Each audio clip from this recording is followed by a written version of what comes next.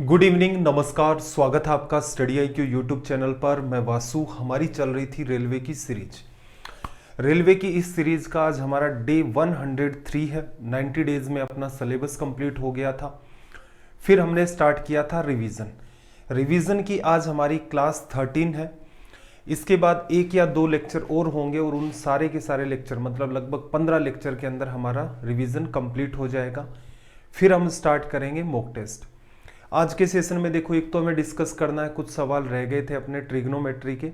फिर एक सबसे इंपॉर्टेंट चैप्टर अपना मेंसुरेशन 3D का, रेलवे के हिसाब से भी और स्टेट लेवल की अपनी जितनी भी एग्जाम्स होती है उनके हिसाब से सबसे इंपॉर्टेंट पार्ट है। कुछ कॉन्सेप्ट भी जानने हैं इसके हमें, तो एक एक करके हर बात को डिस्कस करेंगे।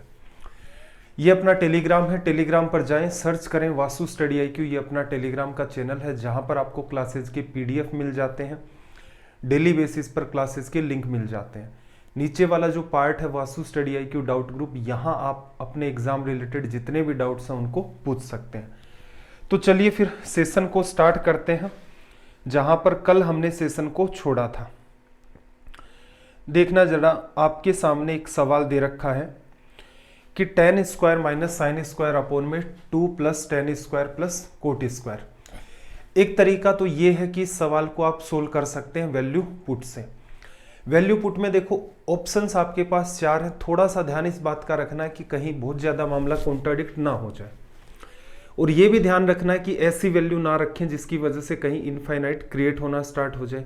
हालांकि उसका भी समाधान होता है, लेकिन इतना डेप्थ में हमने वैल्यू पुट को नहीं पढ़ा था, तो हमारे सामने चैलेंज आ सकता है। तो ध्यान इतना रखोगे कि चारों में से कोई भी ऑप्शन आपका कॉन्ट्राडिक्ट ना करे। जैसे वैल्यू रखे 45 डिग्री की, तो कोसेक की पावर 6 डिफरेंट रिजल्ट होगा, कोस की पावर 4 ये भी अपने आप में डिफरेंट रिजल्ट होगा, साइन की पावर 6 डिफरेंट रिजल्ट, सेक की पावर 4 ये भी डिफरेंट रिजल्ट। तो इसका मतलब आप चाहें तो यहां पर थीटा की वैल्यू क्या पुट कर सकते हैं, 45 डिग्री। देखना tan 45 1, साइन स्क्वायर 45 आपका 1/2 अपॉन में 1 प्लस 1 नहीं है, यहां पर है 2 प्लस tan स्क्वायर थीटा क्या रिजल्ट देगा 1 प्लस का साइन, कोट स्क्वायर भी रिजल्ट क्या देगा 1। देखना जरा, ऊपर तो 1/2 बन गया और नीचे की बात करें तो 4 बन गया, तो फाइनली रिजल्ट अपना क्या आ रहा है 1/8। ठीक है, किस में रखें, कोसेक 45 की वैल्यू तो वैसे √2 होती है, पावर 6 करोगे तो भी क्या होगा रिजल्ट, 2 गुणा 2 गुणा 2 8 बनेगा। इसका मतलब इसका जस्ट ऑपोजिट हमारे पास ऑप्शन सी यहां पर क्या हो जाएगा करेक्ट। बाकी बी और डी भी यहां पर मैच नहीं करेंगे। दूसरा तरीका, अगर आप चाहें तो इस पूरे को सोल्व भी कर लें, उसमें भी कोई समस्या नहीं होगी। या तो ऐसा करें कि साइन जहां भी आप 10 देख रहे हैं वहां पर क्या लिख लें, साइन स्क्वायर अपॉन में कोस स्क्वायर, ऐसे नीचे रखा जाएगा, नीचे की तरफ भी, फिर कुछ LCM आएगा, उसके बाद आप सोल्व कर सकते हैं। लेकिन वैल्यू पुट से आपका यह सवाल ईजी वे में और जल्दी हो जाएगा। अगला सवाल देखना, आपके सामने कोई पर्टिकुलर पैटर्न दे रखा और पूछा है कि इसके इक्वल में क्या होगा। तो देखो यहां पर हमने क्या सीखा था कि जब भी कभी आपके रिजल्ट्स जो है वो अगर परफेक्ट बनते हैं तो वहां तो आपको ये वाले सवाल हमेशा ही वैल्यू पुट से करने हैं। तो देखना जरा, वैल्यू पुट में क्या करें, बेटर रहेगा थीटा की वैल्यू ले लेते हैं फिर से 45 डिग्री। तो देखो क्या होगा, 3 इंटू में कोस 45 की वैल्यू 1/√2, सेक 45 की √2 और स्क्वायर हो रखा है 2, 10 की वैल्यू तो वैसे ही बननी है, फिर 1 माइनस सेक की पावर 6 2 गुणा 2 गुणा 2 square, sec square sec square sec square, कितना बना 8, 6 और 1 7 में से 8 चला गया, रिजल्ट क्या दे देगा -1। ऐसे सवालों को हमेशा ही आप वैल्यू पुट से डील करेंगे तो मामला आपका एकदम आसान होगा। देखना, x बराबर 4 कोस ए प्लस 5 साइन ए, y बराबर 4 साइन ए माइनस 4 कोस ए, 4 साइन ए माइनस 5 कोस ए। कौन सा पैटर्न है, a sine theta b cos theta का। सीधे सीधे लेफ्ट साइड में आपको दे रखा है x स्क्वायर और प्लस y स्क्वायर, ये तो बनना ही है, यही आपसे पूछा। राइट साइड में क्या बन जाएगा, 4 का स्क्वायर 16, 5 का स्क्वायर 25, 16 और 5 25, 16 और 25 आपका क्या बन गया 41। ऑप्शन डी अपना करेक्ट हो गया। इतना सा आपको करना था। फिर देखो अगले सवाल में आपसे क्या कहा कि एक डायग्राम गिवन है और आपसे पूछा है कि ये जो शेप है इसमें कोट आर की वैल्यू क्या होगी। अगर आप आर को काम में लेते हैं, इसके जस्ट सामने वाली साइड होगी वो क्या होगी, परपेंडिकुलर। 90 के सामने हाइपोटेनस 17 दे रखा है, 8 17, तो बची हुई साइड क्या होगी 15। कोट आर मतलब बेस क्या लिखोगे भाई, क्यू आर की वैल्यू 15 अपोन में परपेंडिकुलर 8। ये रिजल्ट आ गया। 10 का पूछते तो क्या करते, 8/15। आगे फिर एक सवाल आपके सामने देखना, कोस 0, कोस 30, कोस 45, कोस 60, कोस 90 सबका मल्टीप्लाई। कोस 90 की वैल्यू 0 होती है, पूरी की पूरी सीरीज 0 से मल्टीप्लाई होगी, रिजल्ट क्या आएगा आपका 0। अगला सवाल देखना भाई, साइन 27 अपोन में कोस 63 माइनस कोस 27 अपोन साइन 63 और इसका स्क्वायर। एक पैटर्न पिछली क्लास में आपको बताया था, टेबल बनवाई थी कि जब भी कभी a प्लस बी की वैल्यू अगर आपके पास 90 डिग्री है तो आप क्या कह सकते हैं कि साइन a जो है वो आपका बराबर किसके होगा, कोस b के। अब देखना जरा 27 में 63 आप ऐड करते हैं तो क्या बनता है 90 डिग्री। इसका मतलब साइन 27 की वैल्यू कोस 63 के बराबर है। तो पहला जो पार्ट आपको दे रखा है उसकी वैल्यू 1 हो जाएगी, माइनस का साइन। कोस 27 साइन 63, वही पैटर्न फिर से फॉलो हो रहा है, इन दोनों का सम 90 होना चाहिए, हो भी रहा है। तो अगली भी वैल्यू 1 का स्क्वायर 1 ही होगा। तो फाइनली हमारे पास यहां जो रिजल्ट बना वो क्या हो गया 0। चलो भाई, एक कंडीशनल सवाल आपसे पूछा गया है कि a प्लस बी की वैल्यू 45 डिग्री है। 45 डिग्री होती है तो आपको पता है कि ये जो पार्ट आपको दे रखा है 1 प्लस 10a इंटू में आपका 1 प्लस 10b। जब भी कभी आपके पास a प्लस बी की वैल्यू अगर 45 डिग्री है, दोनों का एडिशन, तो 1 plus 10a into 1 plus 10b का रिजल्ट क्या होगा 2। तो 2 तो मल्टीप्लाई में है ही है, उसके बाद ये वाली बात है, इसको भी 2 से कर दो मल्टीप्लाई, तो फाइनली हमारे पास जो रिजल्ट आएगा इसका 4 निकल के आ जाएगा। चलो भाई 521,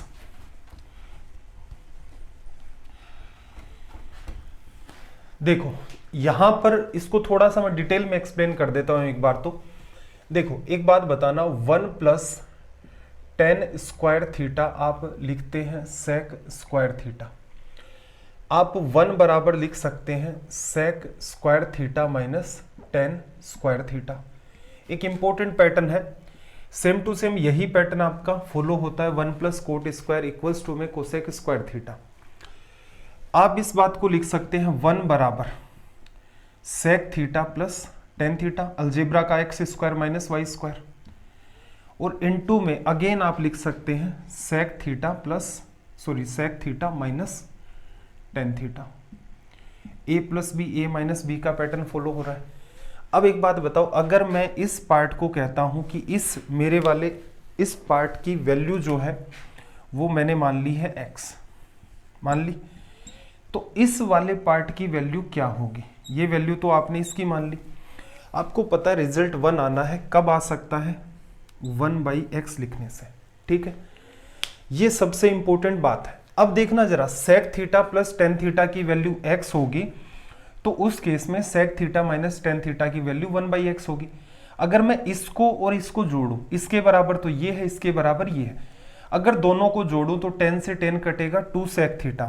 तो सेक थीटा अगर मुझे लिखना है तो क्या आएगा x प्लस 1/x। ध्यान से देखना, इसके इक्वल में ये बन रहा है, इसके इक्वल में ये बन रहा है, दोनों को अलग अलग दो इक्वेशन बनाई, दोनों को आप ऐड करते हैं, 10 से 10 कटेगा, लेफ्ट साइड में 2 सेक थीटा, राइट में x प्लस 1/x। ये जो 2 है ये इधर चला जाएगा, लिखा जा सकता है। ऐसे ही देखना, इसमें से इसको मैं लेस करूं तो देखो, इसमें से इसको आप लेस करेंगे 2 tan theta x minus 1/x, तो tan थीटा की जो वैल्यू होगी वो क्या लिखी जाएगी 1/2 x माइनस 1/x लिखा जा सकता है। ये कि ये बात आप चाहो तो कोसेक और कोट के साथ सेम फॉर्मूला होता है, ये वैल्यू कोसेक थीटा की, तो उस केस में ये वैल्यू आपकी कोट थीटा की। इतना अगर जिस बच्चे को पता है, इस सवाल को आप इजी वे में डील कर सकते हैं। हालांकि वैल्यू पुट से भी आप इस सवाल को कर सकते हैं, ऐसा नहीं है कि कोई बहुत लंबी चौड़ी समस्या पैदा होगी, उससे भी ट्राई कर लेंगे। सर्दियाँ आ गई हैं, इसका मतलब इंक क्या है, जमनी स्टार्ट हो गई है। देखो sec theta plus tan theta की वैल्यू क्या है आपके पास, पी। ठीक है, तो sec theta minus tan theta की वैल्यू क्या होगी, 1/p।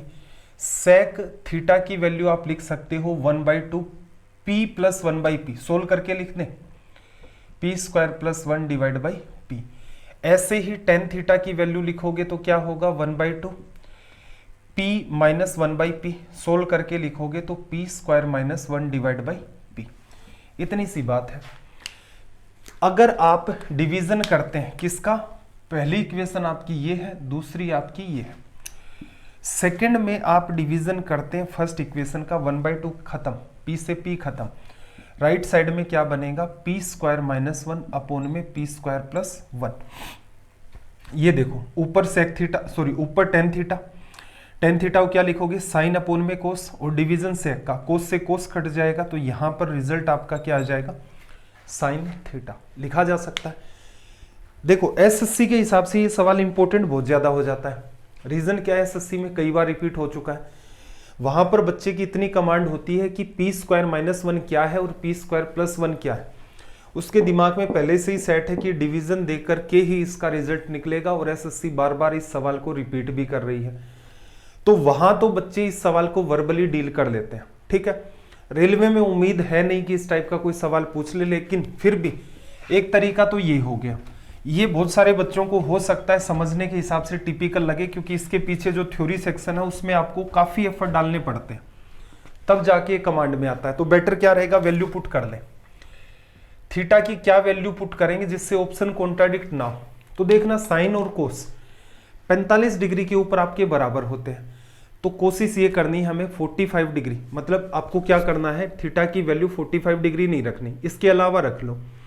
इसके अलावा क्या रख ले भाई, जैसे एक समाधान तो ये है, थीटा की वैल्यू 0 डिग्री रख लो, सेक थीटा 1 हो जाएगा, क्योंकि कोस 0 की वैल्यू 1 होती है, तो सेक की भी 1, टेन 0 0 हो जाएगा, 1 बराबर p, p की वैल्यू आएगी 1। फिर देखना आपसे क्या पूछा, p स्क्वायर माइनस 1, तो 1 माइनस 1 ऊपर आ गया 0, तो जो आपसे क्वेश्चन पूछ रहा है उसके इक्वल में क्या निकल के आएगा, 0। अगर ए ऑप्शन में आप ये बात रखें साइन 0 की वैल्यू 0 होती है, लेकिन कोसेक 0 की वैल्यू क्या होती है, इनफाइनाइट। बी ऑप्शन में 0 रखोगे 0 आ जाएगा, सी ऑप्शन में रखोगे तो क्या आ जाएगा 1, और डी ऑप्शन में रखोगे तो क्या आ जाएगा, इनफाइनाइट।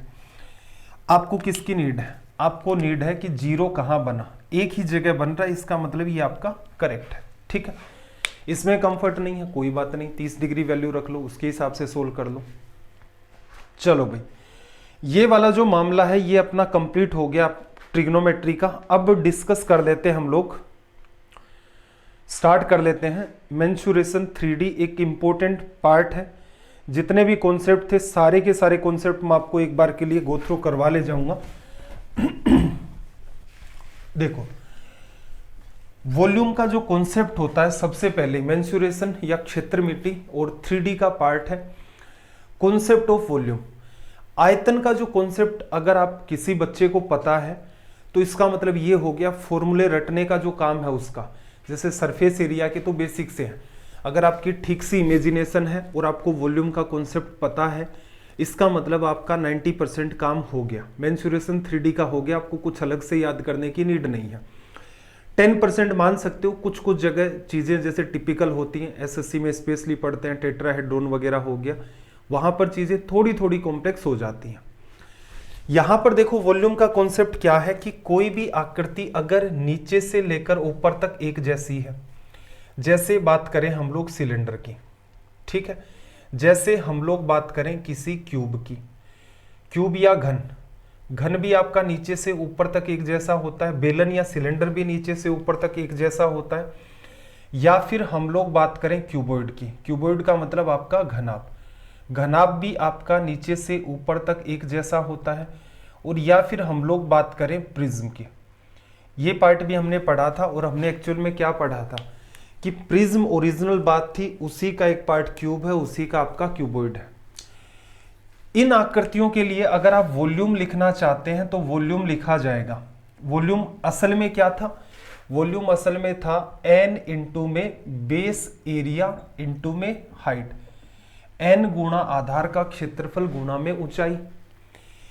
कोई भी आकृति या शेप नीचे से अगर आपकी ऊपर तक एक जैसी है तो n की वैल्यू क्या हो जाती थी 1। तो इन सब का वॉल्यूम आप लिखेंगे बेस एरिया इनटू में हाइट, आधार का क्षेत्रफल गुणा ऊंचाई। इसका क्या होगा पाई आर स्क्वायर, आधार का क्षेत्रफल गुणा में ऊंचाई h। इसका area a into A square, height भी है। इसका area a into B, height इसकी c। ऐसे ही प्रिज्म में आपको बताएगा नीचे ट्राइंगल है, रेगुलर हेक्सागन है, क्या है, ठीक है। प्रिज्म क्या होता है आपका नीचे से लेकर ऊपर तक एक जैसा। फिर हमने एक बात देखी थी कि कुछ शेप ऐसी होती हैं जिनके अंदर स्लांट हाइट मौजूद होती है, तिर्यक ऊंचाई मौजूद होती है, जैसे हम लोग बात कर लेते हैं कोन की, या फिर इसके अलावा हम लोग बात करें हमारे पास एक शेप और होती है पिरामिड। पिरामिड हो गया। इन शेप में क्या होता है वॉल्यूम बराबर क्या लिखा जाएगा n की वैल्यू 1/3। आगे सेम टू सेम कॉन्सेप्ट आपका चलता है बेस एरिया इनटू में हाइट। ध्यान रखना अगर आपकी एग्जाम जैसे रेलवे में मैं ये मान के चल रहा हूं, अगर कोई सवाल पिरामिड या प्रिज्म से पूछा जा रहा है तो वो आपसे वॉल्यूम का ही सवाल करेगा। प्रिज्म से तो फिर भी एक संभावना है कि टोटल सरफेस एरिया के बारे में भी वो आपसे डिस्कशन कर ले या कोई सवाल पूछ ले जाए। पिरामिड के अंदर आपसे वॉल्यूम पूछेगा। पिरामिड में पढ़ने लायक बात क्या है, वॉल्यूम बराबर 1/3 base area into height. Base कैसा होगा, स्क्वायर जैसा हो सकता है, रेक्टेंगल जैसा हो सकता है, ट्रायंगुलर हो सकता है, कोई फर्क नहीं पड़ता उससे। कॉन्सेप्ट क्लियर है। ये जो है आपका ये क्या है कोन या शंकु, volume 1/3 base area pi r square हो जाएगा, हाइट आपको देगा। कुछ शेप ऐसी भी होती हैं जिनके अंदर एक कर्व मौजूद होता है, जैसे हमारे पास क्या है हेमिस्फीयर। इनका जो वॉल्यूम लिखा जाएगा वो क्या लिखा जाएगा, n की वैल्यू यहां पर बन जाती है 2/3। अगेन वही बेस एरिया इनटू में हाइट। तो देखो 2/3 लगेगा, बेस एरिया क्या होगा पाई आर स्क्वायर, हाइट भी इसकी क्या होती है ऊपर से नीचे तक आर ही, ये भी आर। तो 2/3 pi r square into r, 2/3 pi r cube यहां पर हम लोग लिख ले जाते हैं। जो स्पेयर बना है उसमें क्या होता है, स्पेयर में एक्चुअल में देखा जाए तो दो हेमिस्फीयर को मिलाकर के एक बनता है, उसमें अलग से कॉन्सेप्ट नहीं काम करता। ये जितना भी था इसका आप क्या कर देते हो जस्ट डबल। इसलिए गोले का या स्पेयर का जो वॉल्यूम होता है वो लिखा जाता है 4/3 पाई आर क्यूब। लॉजिक समझ में आ गया होगा वॉल्यूम का। सरफेस एरिया जैसे जैसे अपना चैप्टर आगे चलेगा, जहां जहां नीड होगी सरफेस एरिया को भी हम लोग डिस्कस कर लेंगे। चलो भाई आगे देखना, क्यूब, क्यूबॉइड और सिलेंडर, तीन बातें आपको दे रखी हैं। वॉल्यूम आपने इन सब का देख लिया है। एक बार के लिए अगर कुछ और बातें हम लोग देखना चाहें तो सवालों के थ्रू जैसे जैसे नीड होगी एक एक बात को देख लेंगे। चलो एक इंपॉर्टेंट पार्ट ये था आपका टेबल का। पीछे जब ज्योमेट्री हम लोग रिवाइज कर रहे थे या फिर जब हमने मेंसुरेशन 3D से रेलवे की 90 डेज की सीरीज को स्टार्ट किया था, वहां पर भी ये टेबल आपके सामने रखी थी। टेबल क्या है, रेडियस दे रखी है तो उस केस के अंदर 2 पाई आर की वैल्यू, मतलब जो सरकमफेरेंस है उसकी वैल्यू क्या होगी, एरिया पाई आर स्क्वायर है उसकी वैल्यू क्या होगी। जैसे रेडियस 3.5 है, सरकमफेरेंस 22, एरिया 38.5 या फिर 77/2। रेडियस 7 है तो उस केस में एरिया कितना हो जाएगा आपका 154। रेडियस अगर आपकी 14 है तो एरिया 616। रेडियस 21 है तो क्या होगा एरिया 1386। रेडियस 28 है तो एरिया 2464। रेडियस 35 है तो एरिया 3850। तो इस पैटर्न के अंदर ये बात चलेगी। सरकमफेरेंस में 44 की टेबल चल रही है, 44, 88, 132, 176, 220, फिर आगे जाकर के 264। ये आपको ध्यान रखनी है। कई बार मैंने इसका यूज आपको बता दिया, एक दो सवालों में मैं आपको इसका यूज फिर बता देता हूं। देखना ये हो गया अपना, ठीक है। इसको देखो, 50 सेंटीमीटर ऊंचाई वाले बेलन का आयतन निकालना है जिसके आधार की त्रिज्या 7 है। सिलेंडर है, सिलेंडर वाली शेप क्या होती है नीचे से ऊपर तक एक जैसी। तो वॉल्यूम क्या होगा base area into height. Base area भी रेडियस 7 है तो बेस एरिया कितना हो गया 154। और किस वजह से, ये किससे निकाला हमने टेबल से। कई सारी मैंने आपको यूनिक चीजें सिखाई हैं, अगर आप थोड़ा सा सिंसियर होकर के उनको फोकस करेंगे खुद में एक शानदार इंप्रूवमेंट आप फील करेंगे। आज का सेशन ये वाला देख लो, पीछे अगर आपने एक बार उन सारे के सारे सेशंस को पढ़ रखा है, 6 या 7 सेशन थे मेंसुरेशन 3D के, वो आपने ईमानदारी से पढ़े। आज रिवीजन वाला देख लो। मेरे हिसाब से रेलवे की एग्जाम के अंदर आपका शायद ही कोई सवाल ऐसा हो जो आपसे ना हो पाए, सारे सवाल आप कर सकते हैं।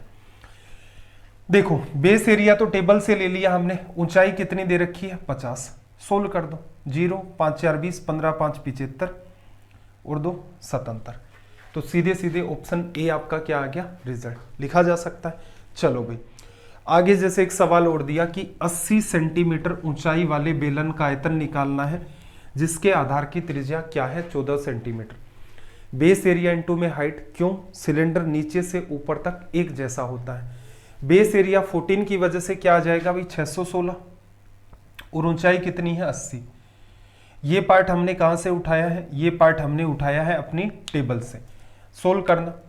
0 8 6 48, 8 और 4 आपका 12, 8 6 48 और 1 49, 49,280।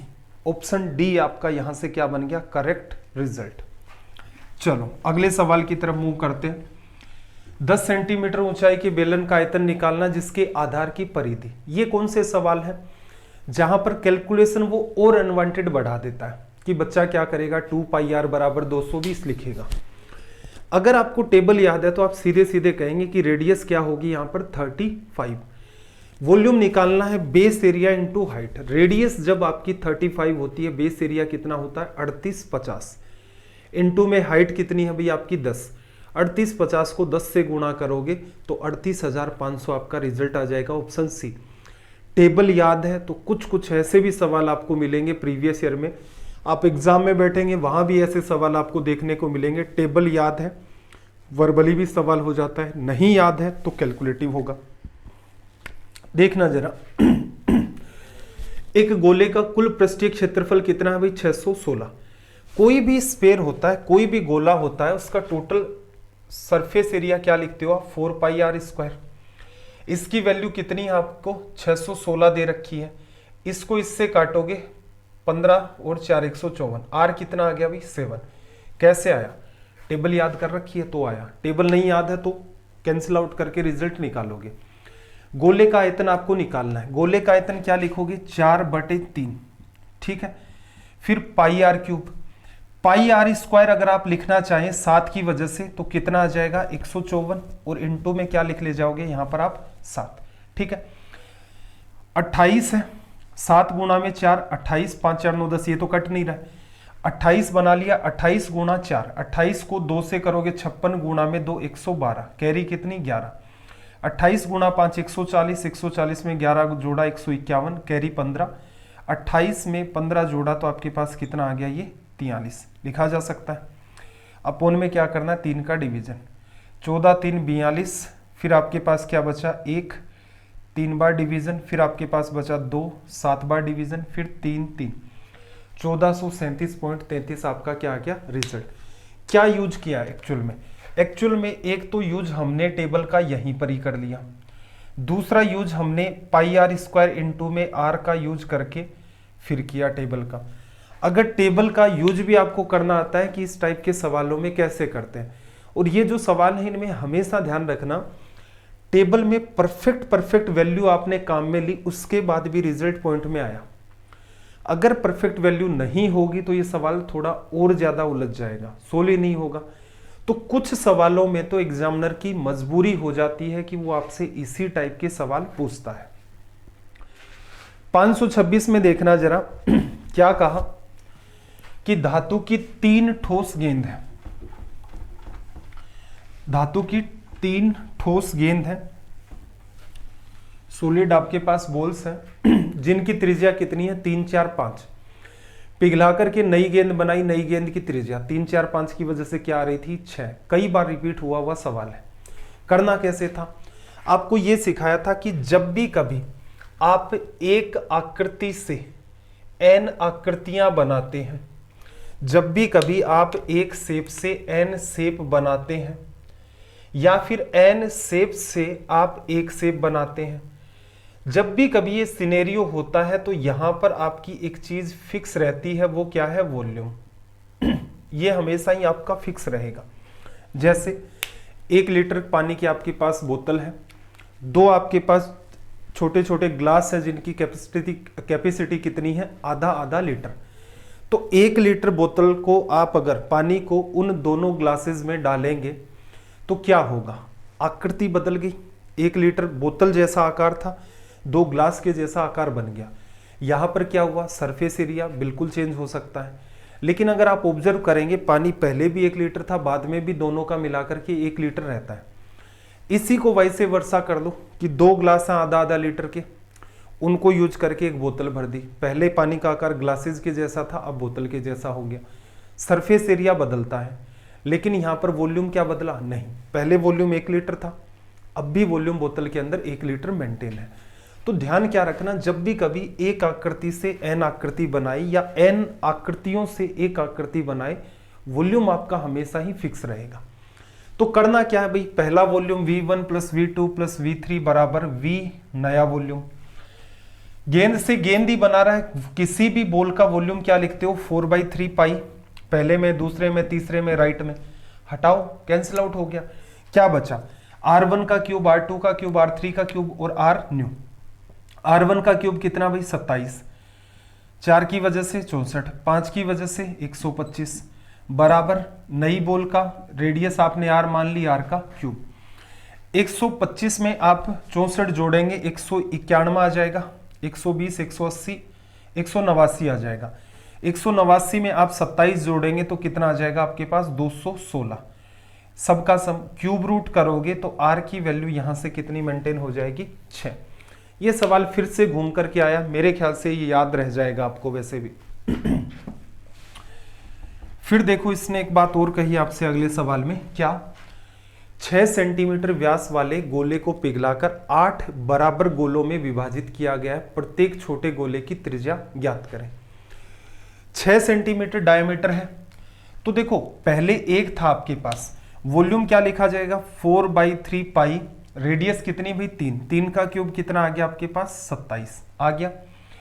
इससे उसने क्या बनाए, 8 गोले, 8 गोले बनाए। एक गोले का वॉल्यूम 4/3 पाई तो आएगा ही, 4/3 पाई, 4/3 पाई कट गया, क्या बचा, रेडियस मान लो R, R का क्यूब।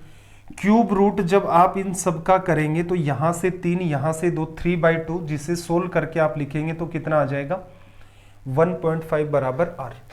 आपको पढ़ाते टाइम भी कहा था कि जो पार्ट आपका कॉमन होता है उसको पहले ही कट कर दो। हाँ, अगर कोई और डिफरेंट बात होती, मान लो सिलेंडर से वो कोई क्यूब बना रहा है, तो उस केस में वॉल्यूम को एज इट इज लिखना ही पड़ता, मजबूरी थी हमारी। यहाँ कोई भी मजबूरी नहीं है, इधर भी आपका स्पेयर है, इधर भी आपके स्पेयर्स हैं। 4/3 पाई आना ही था, लिखा ही नहीं, कैंसिल आउट होना था। तो इससे क्या होगा, आपकी अप्रोच जो है वो काफी फास्ट हो जाएगी ऐसे क्वेश्चंस को सोल्व करने में। आई होप आपने ये इंप्रूवमेंट खुद में कर लिया होगा।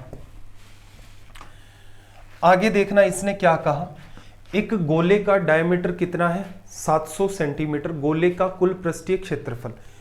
टोटल सरफेस एरिया क्या लिखते हो भैया, 4 इंटू में पाई R स्क्वायर। अब देखो रेडियस कितनी है आपके पास, 35, रेडियस 35, तो पाई R स्क्वायर की वैल्यू कितनी होती थी, 3850। यहां से हमने एक काम की चीज क्या उठाई है, यहां पर सबसे काम की चीज है हमने जो उठाई वो है टेबल।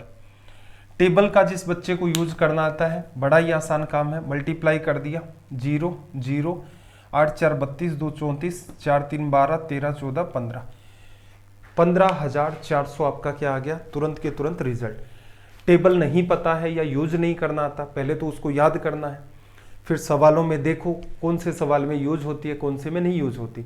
यूज होने का सिंपल लॉजिक है, जो टेबल का पार्ट है रेडियस, वैसी की वैसी आपको दिखे, तुरंत का तुरंत यूज करो, आपके रिजल्ट बहुत ही स्पीड से आने स्टार्ट हो जाएंगे। अगला सवाल देखना भाई, अगले में क्या कहा, किसी गोले की त्रिज्या को डबल कर दिया, आयतन में प्रतिशत वृद्धि। डबल करने का मतलब क्या है, पहले रेडियस 1 मान लो, बाद में 2। अब ऐसे सवालों में हमेशा ही आप यूज करना रेशियो, एक्चुअल वैल्यू नहीं। पहले भी गोला है तो वॉल्यूम 4/3 पाई, 4/3 पाई कट जाएगा, नहीं लिखना। पहले रेडियस 1 है, 1 का क्यूब 1, बाद में रेडियस 2, 2 का क्यूब कितना 8।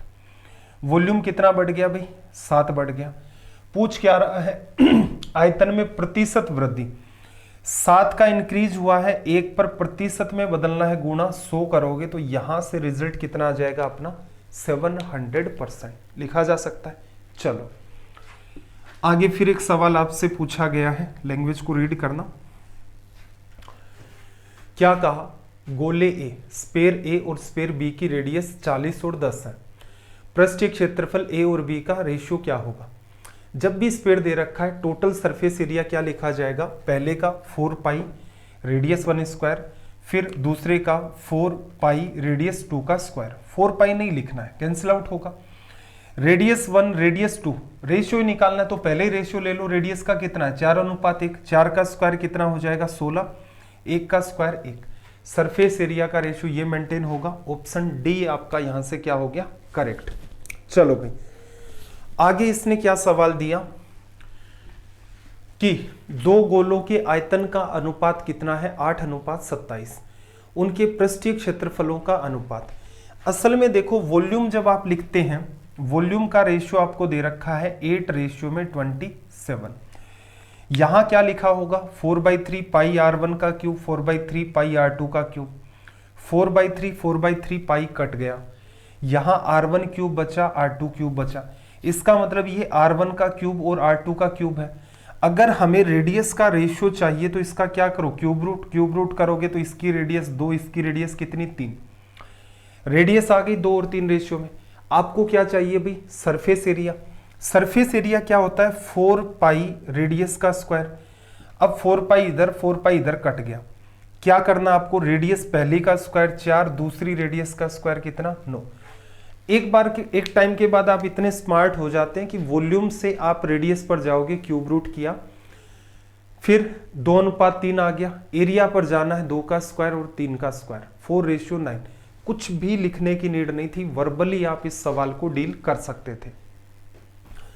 चलो भाई नेक्स्ट क्वेश्चन की बात कर लेते हैं। देखना, किसी गुब्बारे की परिधि को 20 सेंटीमीटर से 25 सेंटीमीटर तक बढ़ाया गया है, उसकी त्रिज्या में वृद्धि ज्ञात करें। गुब्बारे की परिधि मतलब सरकमफेरेंस। इसका मतलब क्या हुआ, इसने जो बैलून है उसको क्या माना है, एक स्पेयर माना है।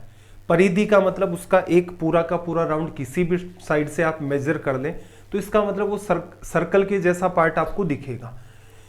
पहले सरकमफेरेंस कितनी थी भाई, जैसे डायग्राम से बात को समझना। ये बैलून है, यहां से मैं एक सर्कल बनाना चाहूं सेंटर का यूज करके, तो असल में ये सर्कल आप यहां बना लेते, यहां बना लेते, यहां बना लेते, कहीं भी बना लेते। असल में देखा जाए तो अगर आपको एक मेजरमेंट लेना है इसकी सरकमफेरेंस कितनी है तो वो ये है। सर्कल की तरह आपको कोई ना कोई पार्ट मानना ही पड़ेगा। अब देखना त्रिज्या में वृद्धि, पहले आप इसकी रेडियस मान लो r1, बाद में इसकी रेडियस आप मान लो r2, ठीक है। सरकमफेरेंस बढ़ गई कितने से 20 से 25। बाद वाली सरकमफेरेंस लिखोगे तो क्या लिखोगे 2 पाई r2 लिखोगे, 2 पाई r तो लिखी जाती है। पहले वाली कितनी 2 पाई r1। अब देखना बाद वाली 25 है, पहले वाली 20 है, तो अंतर कितने का 5 का। रेडियस 2 में से रेडियस 1 लेस किया, 2 पाई तो कॉमन है तो क्या आ जाएगा 5/2 पाई। पूछा क्या है, उसकी त्रिज्या में वृद्धि। पहले रेडियस r1 थी, बाद में r2 हो गई, दोनों का अंतर ही तो आपसे पूछा है, तो रिजल्ट क्या आ गया 5/2 पाई। सवाल क्या मुश्किल है, नहीं सवाल मुश्किल नहीं है, बस ये है कि लैंग्वेज इसकी इतने इस टाइप की उसने दे दी कि बच्चा पहली बार जब रीड करता है तो सोचता है यार करना क्या इसके अंदर, कंफ्यूज हो जाता है। तो इसकी अंडरस्टैंडिंग आपकी कुछ इस टाइप में होनी चाहिए जिससे आपका काम आसानी से हो जाए। चलो भाई अगले सवाल की तरफ मूव करते हैं। देखना क्या कहा, यदि एक गोले की त्रिज्या 2 सेंटीमीटर बढ़ा दी तो जाए तो सतह का क्षेत्रफल 352 बढ़ जाता है परिवर्तन से पूर्व गोले की त्रिज्या। देखो पहले तो आप ऐसा मान लो रेडियस क्या है, ओरिजिनल आप मान लो r है, बाद में उसने रेडियस क्या कर दी r+2 कर दी। सरफेस एरिया अगर आप इसका निकालोगे तो 4 पाई r² लिखा जाता है। टोटल सरफेस एरिया 4 पाई r² लिखा जा सकता है, किसका, गोले का। इसका मतलब पहले ये था, फिर दूसरी बार 4 पाई r+2 का होल स्क्वायर। अब जब आप बड़े में से छोटे को लेस करोगे 4 पाई कॉमन आएगा, पाई की वैल्यू आप लिख लो 22/7। r प्लस 2 के स्क्वायर में से r स्क्वायर लेस करोगे, ये होल स्क्वायर ही बनेगा, r स्क्वायर होगा, 4 होगा, 2 गुणा 2 4r होगा, 4 होगा और 4r भी होगा, r स्क्वायर में से r स्क्वायर चला गया। इंपॉर्टेंट बात यही थी, जब मैंने आपको ये पहली बार पढ़ाया था तो ये कहा था कि ये छोटे छोटे इंप्रूवमेंट है, इनको करने का जरूर प्रयास करना। रीजन क्या है कि काफी सारा पार्ट अगर आप माइंड में डील कर लेते हैं तो कैलकुलेशन आपकी आसान बनेगी। अब देखो सतह का क्षेत्रफल कितना, बाद वाले में से पहले को घटा दिया, अंतर कितने का है भाई 352 का आ गया। चलो आर की वैल्यू निकालनी है, सोल्व कर दें। कट रहा है क्या ये 22 से, अगर आप इससे काटते हैं तो 22 से कटेगा, ऑप्शन तो परफेक्ट ही आ रहे हैं, एक बार कट गया, कितना बचा अपने पास 13, 22 6 132। देखो 4 कॉमन ले आता हूं, 4 गुणा 4 16, इससे ये कट गया, 1 प्लस आर, ये 7 उधर गुणा में चला जाएगा, आर की यहां से वैल्यू 7 - 1 6, ये अपना क्या आ गया रिजल्ट। ठीक है, इजी सी आपकी कैलकुलेशन थी। कब? जब आप थोड़ा सा भी काम माइंड में करना जानते हैं। और आजकल कमेंट करने में भी आप लोगों ने कंजूसी कर रखी है, वही 10-12 बच्चे कमेंट करते हैं जो रेगुलर देख रहे हैं, बाकी को कोई मतलब ही नहीं रहता कि ठीक लग रहा है मामला, कुछ सुधार करना है, आगे मॉक टेस्ट करवाएं नहीं करवाएं। अरे कोई तो सजेशन ही रख दिया करो कम से कम क्लास के एंड के अंदर कि सर इतना मामला ठीक है, 90 डेज भी पढ़ लिए, रिवीजन भी अपना हो गया, इसके बाद ऐसा सा कुछ होना चाहिए। मेरे हिसाब से तो मॉक टेस्ट होने चाहिए, आपके हिसाब से क्या होना चाहिए, एटलीस्ट आप भी तो कमेंट जरूर किया करें। चलो सवाल पर आओ। 8 सेंटीमीटर त्रिज्या वाले गोले को पिघलाकर 64 बराबर गोलों में बांटा गया, बड़े गोले छोटे गोले के पृष्ठीय क्षेत्रफल।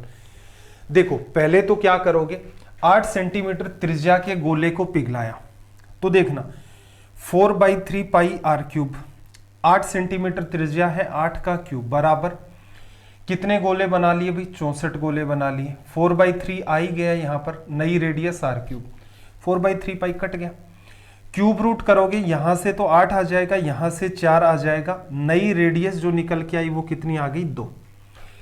सरफेस एरिया जब आप लिखेंगे बड़े गोले का तो क्या लिखोगे 4 पाई रेडियस का स्क्वायर, 8 का स्क्वायर 64, फिर छोटे वाले का 4 पाई, 4 पाई से 4 पाई कट जाता है, लिखने की नीड नहीं है, रेडियस का स्क्वायर 4। तो यहां से रेशियो जो हमारा मेंटेन होगा वो क्या होगा 16:1। चलो भाई आगे का सवाल अपना कि दो गोले हैं आपके पास, दो स्पेयर हैं, सरफेस एरिया कितना है 4/9, आयतन का अनुपात देखो एरिया r स्क्वायर ही बचता है, 4 पाई कट जाता है, रेडियस पर आओगे अंडर रूट करोगे 2:3। वॉल्यूम जब लिखोगे 4/3 पाई आपका कैंसिल आउट होगा, रेडियस का क्यूब करना है, रेडियस 2:3 है, वॉल्यूम लिखोगे 2 का क्यूब 8, 3 का क्यूब आपका 27। तो रिजल्ट क्या हो जाएगा अपना ऑप्शन सी। देखो आगे फिर क्यूब और क्यूबॉइड पर कुछ सवाल है। क्यूब का वॉल्यूम आपको पता ही है, total surface area 6a², 6 surfaces होती हैं, डायगोनल √3 होता है, निकाल करके भी बताया था। ऐसे ही क्यूबॉइड की बात करें तो वॉल्यूम क्या लिखा जाता है a × b × c, base area × height, total surface area twice of AB + BC + C है। इसमें कोई खास ऐसी बात है नहीं जो आपको ना पता हो। आगे देखना इसने क्या कहा कि किसी घन का जो विकर्ण है वो कितना दे रखा है √12, घन का आयतन ज्ञात करें। अब थोड़ा सा ऑब्जर्व करना है, डायगोनल क्या होता है √3a, और 12 को आप लिख सकते हो अंडर रूट में 4 × 3, 2 बाहर ले आए, 2 से सॉरी लिख देते हैं, चलो डायगोनल क्या लिखा जाता है √3 × में a, 12 है, इसको 4 × 3 लिखोगे तो क्या आ जाएगा 2 √3, साइड की वैल्यू 2, तो वॉल्यूम कितना हो गया 2 का क्यूब 8, सिंपल। आगे देखो किसी घन का विकर्ण इतना है तो संपूर्ण पृष्ठीय क्षेत्रफल √3a की वैल्यू आपके पास कितनी है 8 √3, √3 से √3 कट गया 8 आ गया। टोटल सरफेस एरिया क्या होगा 6 × में 8 का स्क्वायर 64, 6a² ही तो होता है, 6 × 4 आपका 24, 6 6 36 और 2 38, 384 यहां पर अपना क्या आ जाएगा रिजल्ट। चलो इसने क्या कहा कि 6 सेंटीमीटर भुजा वाले घनों को मिलाकर एक घनाभ बनाया जाता है, घनाभ का संपूर्ण पृष्ठीय क्षेत्रफल ज्ञात करें। ठीक है, इनको अटैच करके बनाया है, ये आपको विशेष ध्यान रखना है। तो आप अगर गौर से देखोगे तो आपको यहां पर क्या नजर आएगा कि जो ये आपका घनाभ बना है, इसमें 2 क्यूब कैसे लगाए उसने, उस टाइम भी हमने कटिंग करके सारी की सारी चीजों को समझा था। एक्चुअल में क्या किया उसने, इस हिसाब से इनको अटैच किया है। एक क्यूब आपका ये वाला था, इधर पड़ा था, एक क्यूब इधर था, दोनों को मिला दिया और ये सरफेस जो है वो दोनों की आपस में अटैच हो गई। साइड कितनी थी भाई, इस क्यूब की साइड 6 6 6 चलेगी, इसकी भी 6 6 और 6 इस हिसाब से चलती रहेंगी। दोनों को अटैच कर दिया। एक बात बताओ, अटैच होने से पहले इस क्यूब का टोटल सरफेस एरिया कितना था, 6 गुणा ए स्क्वायर था। इसका कितना था, 6 गुणा में ए स्क्वायर। दोनों को जब आप अटैच करेंगे तो इसके पास 6 सरफेस है, इस वाले की भी 6 सरफेस है, लेकिन जैसे ही अटैच होगा एक सरफेस इसकी, एक सरफेस इसकी क्या हो जाएंगी, गायब। टोटल 12 सरफेस थी, 2 गायब हो गई। तो एक्चुअल में आप क्या कहते कि यहां पर 10 इंटू में ए स्क्वायर, असल में पहले आपके पास 6 सरफेस थी तो आप टोटल सरफेस एरिया 6 ए स्क्वायर लिखते थे, दूसरे का भी 6 ए स्क्वायर लिखते थे। दोनों को अटैच किया, 2 सरफेस गायब हो गई, कितनी बची, 10। 10 ए स्क्वायर आपका रिजल्ट होगा। तो 10 गुणा 6 का स्क्वायर 36, 360 आपका रिजल्ट। सॉरी, अगर ये वाली बात आपकी क्लियर है, जो इमेजिनेशन का पार्ट है, तो ये ऐसे सवालों में क्या होता है, सीधे सीधे सवाल देखो, तुरंत के तुरंत उसको निपटा दो। अदरवाइज फिर ढूंढते रह जाओगे कि यार क्यूबॉइड है, इसने तो लंबाई चौड़ाई ऊंचाई वगैरह कुछ दी नहीं है, तो कैसे सवाल बना लिया। चलो, इसने आगे क्या कहा, एक कमरे की लंबाई चौड़ाई ऊंचाई 5 3 4 3 है, उसमें रखी बांस की लंबी से लंबी छड़। डायगोनल पूछ रहा है, डायगोनल क्या होगा भाई, डायगोनल लिखा जाता है अंडर रूट लंबाई का स्क्वायर, चौड़ाई का स्क्वायर और ऊंचाई का स्क्वायर। ठीक है, सी स्क्वायर उसके नीचे चला गया है, कोई बात नहीं। 3 का स्क्वायर प्लस 4 का स्क्वायर, 5 का स्क्वायर 3, 4 का स्क्वायर, दोनों मिलकर के 25 25 50, अंडर रूट 50। अंडर रूट 50 को समझ लो 25 गुणा 2, 5 बाहर आ जाएगा, 5√2। ऑप्शन डी हमारा क्या हो गया, ऐसे करेक्ट रिजल्ट। फिर देखो, किसी घनाभ के सम्मुख पृष्ठ का क्षेत्रफल, क्यूबॉइड के जो एडजासेंट सरफेसेज हैं इनका वॉल्यूम, इंपोर्टेंट, इनका टोटल सरफेस एरिया, इंपोर्टेंट सवाल है, अंडरस्टैंड करना बात को। ये आपको दे रखा है क्यूबॉइड, ये आपके पास क्या है, क्यूबॉइड। क्यूबॉइड में 3 टाइप की सरफेसेज होती हैं। जैसे कोई भी आपका रूम है क्यूबॉइड के जैसा ही होता है अमूमन।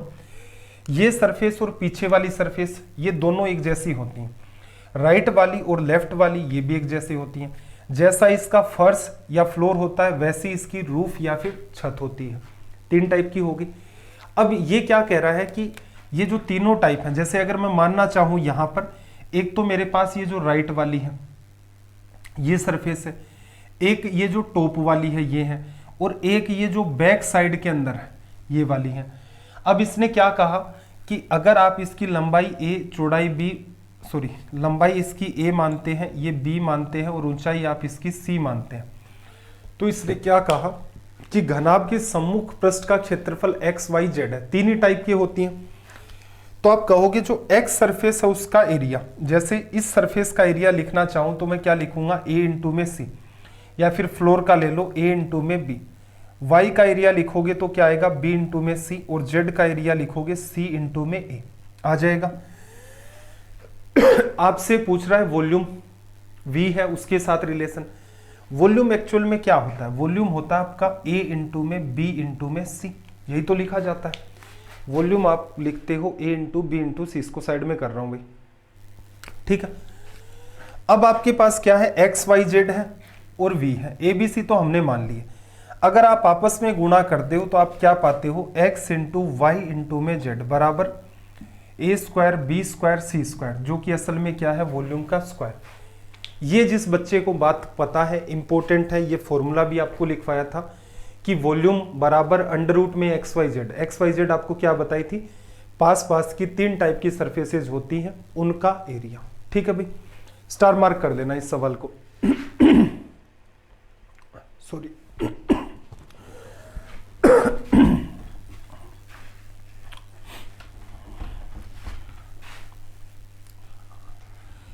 ठीक है, यहां से एक इंपॉर्टेंट कंक्लूजन हमने क्या निकाला है, वॉल्यूम इक्वल्स टू में under root x y z. X y z पता भी होता है, ऐसा नहीं होना चाहिए कि सर ये तो साइड तो नहीं है कहीं से, नहीं, सरफेस एरिया है। देखना, किसी घनाभ की लंबाई चौड़ाई ऊंचाई 1 2 3 है, उनको इस हिसाब से बढ़ाया। आयतन, पहले आयतन कितना था भाई, लंबाई 1 गुणा 2 गुणा 3, पहले आयतन था 6, बाद में देखो लंबाई कितनी 100%, 1 और 1 2 हो गई। चौड़ाई 200% बढ़ाई, 200% है, 200% 4 होगा तो 6 हो जाएगी, फिर 300%, तो ये कितनी न 1:18, कितने गुना बढ़ गई, 17 गुना में इंक्रीज हो गया। कितना गुना बढ़ा, कितने गुना हो गया, 1 मिनट, पिछला क्या था, कितने गुना, 1 मिनट देखना, कितना गुना बढ़ गया। देखो इनटू में 18, तो इसका मतलब है 18 गुना हो गया। ठीक है, और एक दूसरी बात जो इस सवाल में पूछी है, कितना बढ़ा, 17 बढ़ा, कितने गुना बढ़ गया, 17 गुना बढ़ गया, 17 गुना बढ़ गया। दोनों लैंग्वेज इंपॉर्टेंट है, कितने गुना हो गया और कितने गुना बढ़ गया। ठीक है, परसेंटेज में भी आ जाती है बात, ध्यान रखना। 1 से 18 कितने गुना हो गया, 18 गुना हो गया। कितने गुना बढ़ गया, पहले तो देखो बढ़ा कितना है 17, कितने गुना बढ़ा, तो आप पाओगे 17 गुना बढ़ गया। ठीक है भाई, स्टार मार्क कर लेना।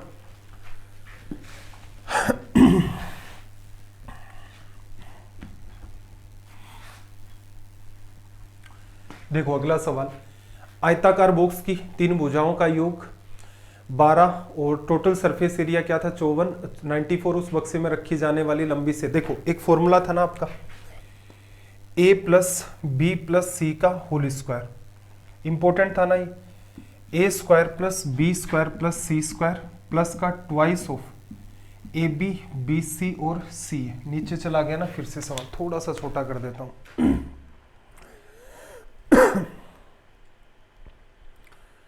देखो ये क्या बताती है, आपकी लंबाई चौड़ाई और ऊंचाई का योग। ये क्या है असल में देखा जाए तो डायगोनल का स्क्वायर, और ये क्या है आपका टोटल सरफेस एरिया। किसके लिए, ये सारी की सारी स्टोरी किसमें पढ़ी थी हमने, क्यूबॉइड में। स्टार मार्क करवाया था कि इस फॉर्मूले का, अलजेब्रा का ये फॉर्मूला है, इसका कोई और सब्स्टिट्यूट नहीं है। जब आपको रेक्टेंगल पढ़ाया था तब भी ये बात बताई थी, वहां a प्लस बी का होल स्क्वायर क्या था, a square plus B square plus का 2ab। सब्स्टिट्यूट उसका भी नहीं था, हालांकि वहां पर फिर भी इमेजिन कर सकते थे, लेकिन यहां इमेजिन नहीं करोगे। तीनों भुजाओं का योग 12 है, तो असल में क्या करते, एग्जाम में आप इस सवाल को डील करते।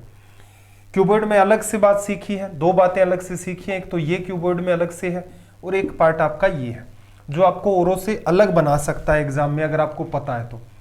12 का स्क्वायर 144 बराबर, फिर रोड की लंबाई तो यहां डायगोनली तो होता है वो, और टोटल सरफेस एरिया कितना है 94। इसको इससे लेस कर दोगे, 94 लेस हो जाएगा 44, और 4 कितना आ गया भाई आपके पास, 1 मिनट, ये इधर आ जाएगा, 4 कटा 90, 50 बचा, डी स्क्वायर बराबर 50, 50 को लिखोगे 25 गुणा 2, तो रिजल्ट क्या आ जाएगा 5√2। एग्जाम में करने लायक सिर्फ इतनी सी बात है, दोनों बातों को मार्क कर लेना, क्यूबॉइड से रिलेटेड है दोनों की दोनों ही बातें। देखो भाई अगले सवाल को देखना,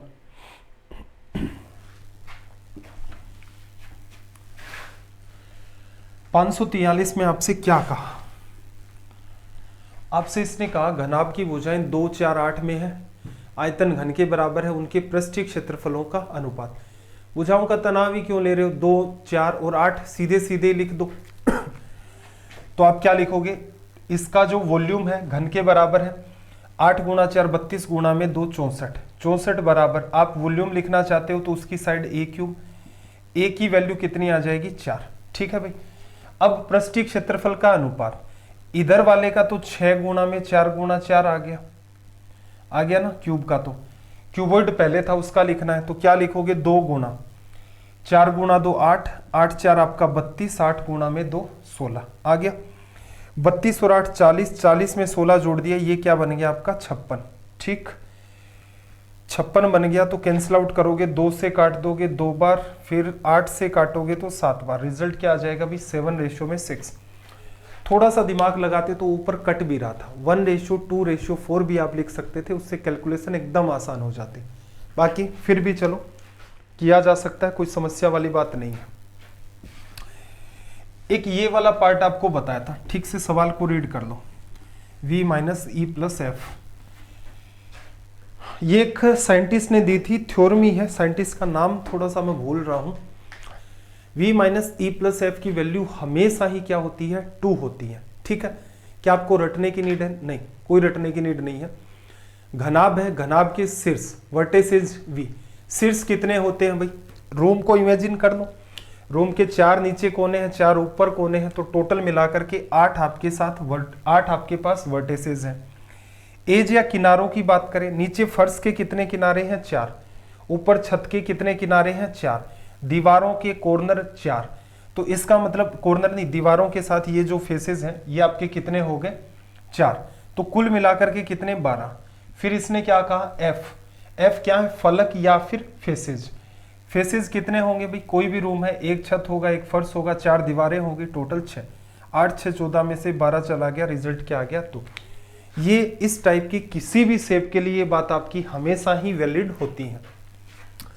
किसी घनाभ के 3 क्रमागत पृष्ठों का क्षेत्रफल 12 है, तब घनाभ का आयतन, एक बात बताओ, ये भी 12, ये भी 12, ये भी 12, 12 गुणा 12 गुणा 12, 12 कॉमन आ जाएगा अंडर रूट में 12, उसको भी लिखोगे 2√3, 24√3 आपका रिजल्ट आ जाएगा। ऑप्शन डी क्या होगा? करेक्ट।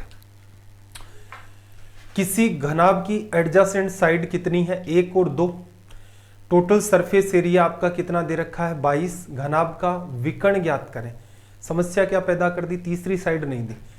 तो देखो टोटल सरफेस एरिया, एक साइड 1 है, एक आपकी 2 है, एक x है, ठीक है। टोटल सरफेस एरिया 2 गुणा में इसका मल्टीप्लाई 2x और x कितना आ गया भाई? 3x बराबर 22। ये इससे कटा 11 बार, ये 2 इधर चला जाएगा, 9 बचा। x की वैल्यू कितनी आ गई? 3। साइड 1 कितनी आ गई? 3। डायगोनल क्या होगा? 3 का स्क्वायर 9, 2 का स्क्वायर 4, 13 और एक आपका 14, √14 आपका यहां से क्या आ जाएगा? रिजल्ट। कैलकुलेशन एकदम नकली टाइप की है। चलो भाई 547 देखना। लकड़ी के एक डिब्बे की माप 20, 12 और 10 है। लकड़ी की मोटाई 1 सेंटीमीटर। बक्से को बनाने में प्रयुक्त हुई लकड़ी। क्या कहा था कि पहले बाहर वाला वॉल्यूम ले लो। बाहर का वॉल्यूम कितना होगा? 20 गुणा 12 गुणा 10, 12 गुणा 2 24 आ गया, 2 0 2400 माइनस फिर क्या करोगे? अंदर वाले पार्ट का वॉल्यूम। अब लकड़ी आपको बताई थी ना 1 सेंटीमीटर इधर, 1 सेंटीमीटर इधर, तो ये लंबाई 20 है, तो अंदर की कितनी बची? 18। ऐसे ही देखो, एक इधर एक इधर, टोटल 12 है, तो कितनी बची आपके पास? एक एक हट के 10। ऐसे ही ऊपर हाइट कितनी है? 10। बॉक्स है तो ढका हुआ भी होगा, डब्बा है तो 1 सेंटीमीटर लकड़ी ऊपर लगी, 1 सेंटीमीटर नीचे, तो ये बीच की लेंथ कितनी? 8। बाहर से वॉल्यूम ये है, अंदर से वॉल्यूम आपका कितना हो जाएगा? 18 गुणा में 10 गुणा में 8 लिखा जा सकता है। बीच में जो पार्ट आपको दे रखा है वो क्या है? आपका लकड़ी का वॉल्यूम। चलो कुछ कॉमन आ रहा है, 80 कॉमन ले लें। 80 कॉमन ले लेंगे तो क्या बचेगा? यहाँ पर एक 0 चला गया, 8 चला गया, 30 माइनस 18 12, 12 8 कितना हो गया भाई? 96। 960 आपका क्या बन गया? उस लकड़ी का वॉल्यूम। किसी भी सवाल में कोई भी इश्यू आए कि एकदम डिटेल में ही समझना है, जिस सीक्वेंस में आपको पढ़ाया था, उसी सीक्वेंस में आपको रिवीजन करवाया जा रहा है, तो तनाव नहीं लेना है। पीडीएफ आपके पास है, देखो कि उसी सीक्वेंस में सवाल चल रहे हैं, तो ये वाला सवाल आपको कहाँ मिलेगा? 6, 9 और 12 सेंटीमीटर विमा से कम कितने आपसे बना सकते हो आप क्यूब? और कम से कम बनाने हैं, इसका मतलब बड़ी से बड़ी साइज लेनी है। बड़ी से बड़ी साइज लेनी है तो क्या कहा था कि इनका HCF वो क्या हो जाएगी? देखो ये टोटल वॉल्यूम हो गया एक क्यूब का, इससे एक क्यूबॉइड का वॉल्यूम, इससे n क्यूब बनेंगे। इन सब का HCF का लॉजिक भी बताया था कि कटिंग करते हो, जैसे 6 है तो 3 और 3 पर कटिंग होगी, कट करके ही बनाना, पिघला कर नहीं बनते इस केस में। HCF कितना आ गया? 3, तो साइड क्या हो जाएगी इसकी? 3। वॉल्यूम क्या होगा? 3 गुणा में 3 गुणा में 3, तो एक क्यूब का वॉल्यूम ये है, n बनेंगे, टोटल वॉल्यूम इतना है। कैंसिल आउट कर दो भाई, 3 गुणा 3 9, 3 से काटोगे 2 बार, 12 गुणा 2 24। अब चाहते तो सीधे सीधे भी डिवीजन कर सकते थे, लॉजिक आपको समझाए जा चुके हैं। देखो एक सवाल क्या कहा आपसे इसने, इंपॉर्टेंट है ये भी।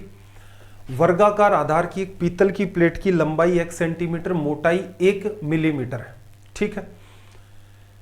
प्लेट का वजन 4725 ग्राम है, 1 घन सेंटीमीटर पीतल का वजन 8.4 ग्राम है, तो x का मान क्या होगा।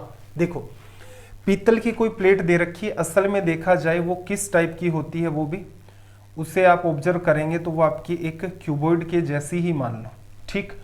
नीचे इसका आधार वर्गाकार है, चलो लंबाई x, ये भी x हो गई, मोटाई कितनी है 1 मिलीमीटर। देखना 1 मीटर बराबर 100 सेंटीमीटर, और 1 सेंटीमीटर के अंदर, 1 सेंटीमीटर के अंदर क्या लिखते हो आप 10 मिलीमीटर लिखा जा सकता है। तो यहां पर आप लिखना चाहें तो क्या हो जाएगी 0.1 सेंटीमीटर इसकी हाइट। वॉल्यूम कितना है भाई x इंटू में 0.1 सेंटीमीटर में सारा मामला चल रहा है, ये वॉल्यूम निकाल लिया। प्लेट का वजन कितना है 4725 ग्राम, 1 घन सेंटीमीटर पीतल का वजन। देखो इतने घन सेंटीमीटर वॉल्यूम हुआ, 1 घन सेंटीमीटर का वॉल्यूम कितना, सॉरी वेट कितना 8.4 ग्राम। ये मान लो 50 सेंटीमीटर क्यूब होता तो क्या करते 50 गुणा में 8.4, तो ये रिजल्ट देता आपका इतने ग्राम का।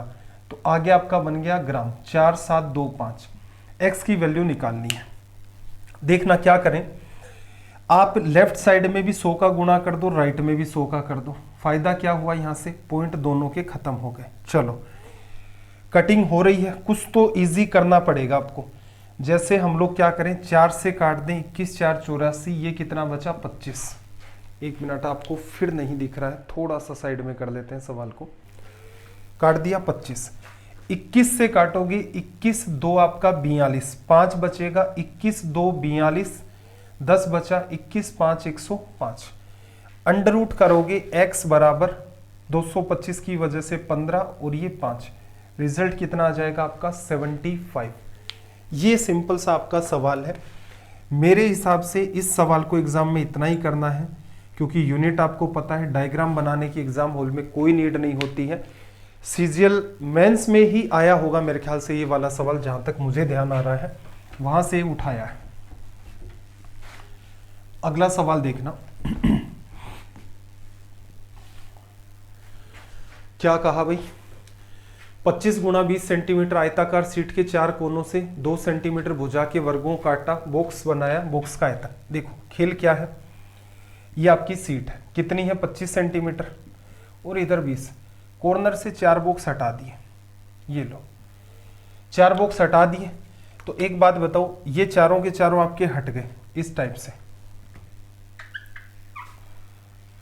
ये चारों के चारों आपके हट गए, ठीक। अब देखना जरा, 2-2 सेंटीमीटर के हटाए, ये टोटल 25 थी यहां से यहां तक। अब 2 इधर गई, 2 इधर गई, तो कितनी बची यहां पर 21। ये टोटल 20 थी, 2-2 चली गई, 4 चली गई, कितनी बची 16। अब ये जो नीचे वाला पार्ट है ये क्या है 21 गुणा 16 का है। ये पार्ट तो नीचे रख लिया, इसको फोल्ड करके ऐसे ले आए, इस कागज को फोल्ड करके ऐसे कर दिया, इसको फोल्ड करके ऐसे कर दिया, इसको फोल्ड करके ऐसे रख दिया। तो नीचे लंबाई 21, चौड़ाई 16, ऊंचाई कितनी होगी, ये 2 ही तो सेंटीमीटर है, ये वॉल्यूम होगा। सोल्व कर दो, 16 गुणा 2 32, 32 गुणा 1 32, 64 3 67, 672। एक मिनट, क्या गड़बड़ की भाई हमने, 2-2 सेंटीमीटर आपने लेस कर दिया, ये हो जाएगा। और 20 सेंटीमीटर की थी आपके पास, 2 और 2 4 चला गया, 16 बचा, ठीक है। ऊंचाई क्या होगी, बॉक्स का आयतन, लंबाई गुणा चौड़ाई गुणा ऊंचाई, 32 गुणा 2 64, 64 में 3 जोड़ा 67। गड़बड़ तो नहीं होनी चाहिए थी भाई। 25 सेंटीमीटर है, 2 और 2 सेंटीमीटर हट गए, तो हमारे पास क्या बचे, सिर्फ और सिर्फ 21। 20 में से 2 और 2 चले गए तो 16, 21 गुणा में 16, लंबाई चौड़ाई हो गई, ऊंचाई आपकी 2 सेंटीमीटर हो गई। कोई समस्या नहीं है, कैलकुलेशन में भी कोई मिस्टेक तो नहीं लग रही है। ये कितना आ गया, 32 आ गया, 32 नहीं भाई, चलो देख लेना कोई गड़बड़ अगर मेरे से हो रही है। यहाँ पर लॉजिक इसका सिंपल सा है, बॉक्स बनाया गया, बॉक्स का वॉल्यूम लिखा गया है चलो इतना ही होना चाहिए मेरे हिसाब से, बाकी देख लेना कोई कैलकुलेशन मिस्टेक हो रही है तो। सिलेंडर के वॉल्यूम की बात करें, वॉल्यूम आपको पता है base area pi r square into h. Cone के वॉल्यूम की बात करें 1/3 पाई आर स्क्वायर इंटू में एच, ठीक है। सिलेंडर का जो टोटल सरफेस एरिया होता है उसमें क्या लिखते हो, इसका एरिया पाई आर स्क्वायर, इसका एरिया पाई आर स्क्वायर। इस पूरे के पूरे रोल को खोल करके आपको एक्सप्लेन किया था कि ऊंचाई अगर h है तो ये वाली लंबाई क्या थी आपकी 2 पाई आर, इस पार्ट का एरिया क्या होगा 2 पाई आर इंटू में h, ठीक है। सारे को ऐड कर दोगे 2 pi r square 2 pi r h, तो 2 पाई आर आपका कॉमन आ जाता था, आर प्लस एच आपका ब्रैकेट में आ जाता था। ये टोटल सरफेस एरिया है, ये आपका कर्व सरफेस एरिया है, ठीक है। ऐसे ही कोन के लिए अगर हम लोग बात करें तो कोन के लिए भी ये प्रूफ करके आपको बताया था। ये रेडियस आपकी r, हाइट आपकी h, ये स्लांट हाइट आप लिखते हो √h स्क्वायर प्लस का r स्क्वायर, पता है आपको। वॉल्यूम लिखते हो 1/3 pi r square h. Lateral surface area इसका जब लिखा जाता है तो पाई आर एल होता है। एकदम सटीक तरीके से इसको प्रूफ करके दिखाया था कि पाई आर एल क्यों होता है, ठीक है। एसएससी की सीरीज करवाई थी, उसमें भी डिटेल में एक्सप्लेन कर रखा है, सर्च कर लेना। Volume of cone by Vasu sir, इस हिसाब से कुछ भी सर्च करोगे आ जाएगा, प्रूफ करके बताया था। सॉरी वॉल्यूम नहीं, lateral surface area of cone. चलो ये तो बेसिक से फॉर्मूले हैं, खैर फॉर्मूले तो अब तक आपने याद कर ही लिए होंगे क्योंकि लगभग 110 दिन पहले हमने इस बात को पढ़ा था। लगभग 110 दिन हो गए होंगे शायद नहीं, लगभग 100 दिन हो गए, उससे पहले हमने इन बातों को पढ़ा था। देखना जरा क्या कहा, यदि एक सिलेंडर की ऊंचाई उसकी परिधि से 4 गुना है तो सिलेंडर का आयतन परिधि सी के पदों में क्या होगा। देखो आपको ऊंचाई सॉरी एक सिलेंडर की ऊंचाई उसकी परिधि की 4 गुना है, h क्या है जो इसकी परिधि है उसकी 4 गुना 4c है, और c की जो वैल्यू है एक्चुअल में वो देखा जाए तो वो कितनी है 2 पाई आर सरकमफेरेंस। वॉल्यूम क्या लिखा जाएगा, वॉल्यूम लिखा जाएगा पाई आर स्क्वायर इंटू में h, ठीक है। h की जगह तो आप क्या लिख दोगे भाई 4c रख दिया। r की जगह आप क्या लिखोगे तो देखना पाई इंटू में आर स्क्वायर तो क्या आएगा सी स्क्वायर अपोन में 4 पाई स्क्वायर, और इसकी जगह 4c, 4 से 4 कटा, पाई से पाई कट गया, सी क्यूब अपोन में क्या बचा है पाई, सब कुछ कैंसिल आउट हो गया यहाँ से, तो ये रिजल्ट आपका आ गया। देखना अगला सवाल, एक कोन आपको दे रखा है, कोन की हाइट और डायमीटर का रेशियो आपके पास है 3:2। हाइट और रेडियस का लोगे तो रेडियस हाफ हो जाएगी 3:1, 2 की बजाय 1 होगा। वॉल्यूम इतना है, ऊंचाई आपको निकालनी है। देखो वॉल्यूम क्या लिखा जाता है 1/3 पाई 22/7। रेडियस कितनी है आपके पास, एक को मैंने मान लिया x मानेंगे, x स्क्वायर इंटू में ऊंचाई कितनी है आपकी 3x। आपको 3x की वैल्यू निकालनी है, कितना है 1078। सोल्व करें, 22 से काटा, 22 गुणा 5 110 होता है, ये समस्या पैदा करेगा। 3 से तो चलो 3 कट गया, पहले क्या कर दें 11 से कट रहा होगा ना, ये 8 7 8, 2 बार 11 से काटोगे 11 9 99, 11 8 88 49। देखना x क्यूब बराबर 7 गुणा 7 गुणा 7, x की वैल्यू कितनी 7। आपको क्या चाहिए था 3x की वैल्यू कितनी हो गई भाई 21। चलो अगला सवाल देखना। नेक्स्ट क्वेश्चन में आपसे क्या कहा, दो शंकुओं का आयतन कितना है 4:1, डायमीटर का रेशियो कितना है 5:4, उनकी ऊंचाइयों का अनुपात ज्ञात करें। जो रेशियो वैसे डायमीटर का होता है वही आपका रेडियस का होता है। डायमीटर क्या होता है 2r1, diameter 1 diameter 2, 2r1 2r2, 2 से 2 कट जाएगा, तो जो रेशियो d1 d2 का है वही r1 r2 का है। देखना वॉल्यूम का अगर आप रेशियो लिखेंगे तो वॉल्यूम का रेशियो कितना दिया आपको 4:1, ठीक। कोन का वॉल्यूम लिखोगे 1/3 पाई 1/3 पाई कट जाएगा। क्या लिखना आपको रेडियस स्क्वायर, रेडियस पहले की 5 है, 5 का स्क्वायर 25, दूसरे की कितनी है 4, 4 का स्क्वायर 16। डायमीटर रेडियस का तो सेम होगा, पहले की हाइट h1 ले ली, दूसरे की हाइट आपने h2 ले ली। H1:S2 लिखोगे जब आप, तो क्या आ जाएगा 16/4 अपोन में ये 25 नीचे की तरफ उतर के आ जाएगा 25। इजी से सवाल होते हैं, थोड़ा सा कॉमन सेंस लगाना, सीधे सीधे डील हो जाएगा। देखो इसने क्या कहा, एक शंकु पानी से भरा हुआ है, शंकु के आधार की त्रिज्या r, ऊंचाई h है। इस पानी को m त्रिज्या वाले बेलनाकार पात्र में पलटा गया, बेलनाकार पात्र की ऊंचाई। सिंपल सी बात है, जो वॉल्यूम कोन का है वही वॉल्यूम आपका क्या होगा, सिलेंडर का होगा। वॉल्यूम कोन का आपका क्या लिखोगे, 1/3 पाई r²h। सिलेंडर का क्या होगा, पाई, रेडियस कितनी है m², और आपसे क्या कह रहा है, इसकी ऊंचाई मैंने मान ली h डैश है। ठीक, सोल्व कर दो। पाई से तो पाई कट ही गया, क्या बचा आपके पास, r²h अपोन में 3m²। ऑप्शन डी आपका सीधे सीधे मैच हो गया, कुछ करने की नीड नहीं थी। हालांकि सवाल की लैंग्वेज बड़ी है, सॉल्यूशन एक लाइन का ही नहीं है।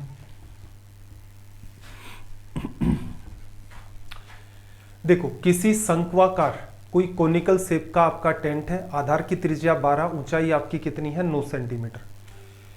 टेंट को बनाने में प्रयुक्त कपड़े का मूल्य ज्ञात करें, जबकि प्रति मीटर कपड़े का मूल्य कितना है 120। असल में देखो टेंट बनाने में पाई RL कपड़े का यूज होगा, क्योंकि नीचे तो टेंट के अंदर कोई कपड़ा नहीं लगाया जाता है। ठीक है, टेंट में तो कपड़ा बाहर की तरफ ही लगता है, उसी को ही तो टेंट कहा जाता है। नीचे आपका मन करे तो आप लगा सकते हो, ऐसा कोई भी लॉजिक नहीं है। बाहर कपड़ा लगा है उसे आप टेंट कह सकते हैं, लेकिन सिर्फ नीचे कपड़ा बिछा हुआ उसे टेंट थोड़ा ना कहेंगे। तो टेंट का जब भी सवाल आए तो हमेशा ध्यान रखें बाहर वाले कपड़े की बात कर रहा है। अगर उसकी फर्श भी जो है उस पर भी कपड़ा लगा है तो आपको अलग से कहेगा। पाई RL की बात करें तो देखना जरा, ये कौन है, इसके अंदर रेडियस कितनी दे रखी है भाई, इसने 12, ये कितनी 9, ये कितनी होगी भाई 15, L की वैल्यू 15, पाई मतलब 22/7, रेडियस कितनी है भाई आपके पास, रेडियस 12 है, L कितना आ गया 15, ये तो हो गया टोटल एरिया। और 1 मीटर कपड़े का जो मूल्य है वो कितना है 120 रुपए। तो इसको क्या कर दो 120 से गुणा कर दो, रिजल्ट क्या आ रहा है भाई, पॉइंट में कैसे आ रहा है, पाई आ गया, रेडियस हमारे पास 12 आ गई। अच्छा सॉरी देखना जरा, ये जो भी कहता आपको एग्जामिनर वो की वो चीजें काम में लो। इंपॉर्टेंट बात, इसने कहा कि पाई की जगह आपको 3.14 लेना है, मतलब वही लेना है, अदरवाइज आपका बिल्कुल सवाल गलत हो जाएगा। अगर एग्जामिनर चालाक है कि अगर 22/7 लेते हैं तो ये आंसर आता है, 3.14 लेते हैं तो ये आता है, उसे पता है 90% भीड़, कोई मतलब नहीं है पाई क्या लिखा हुआ है, भीड़ फॉलो करती है 22/7।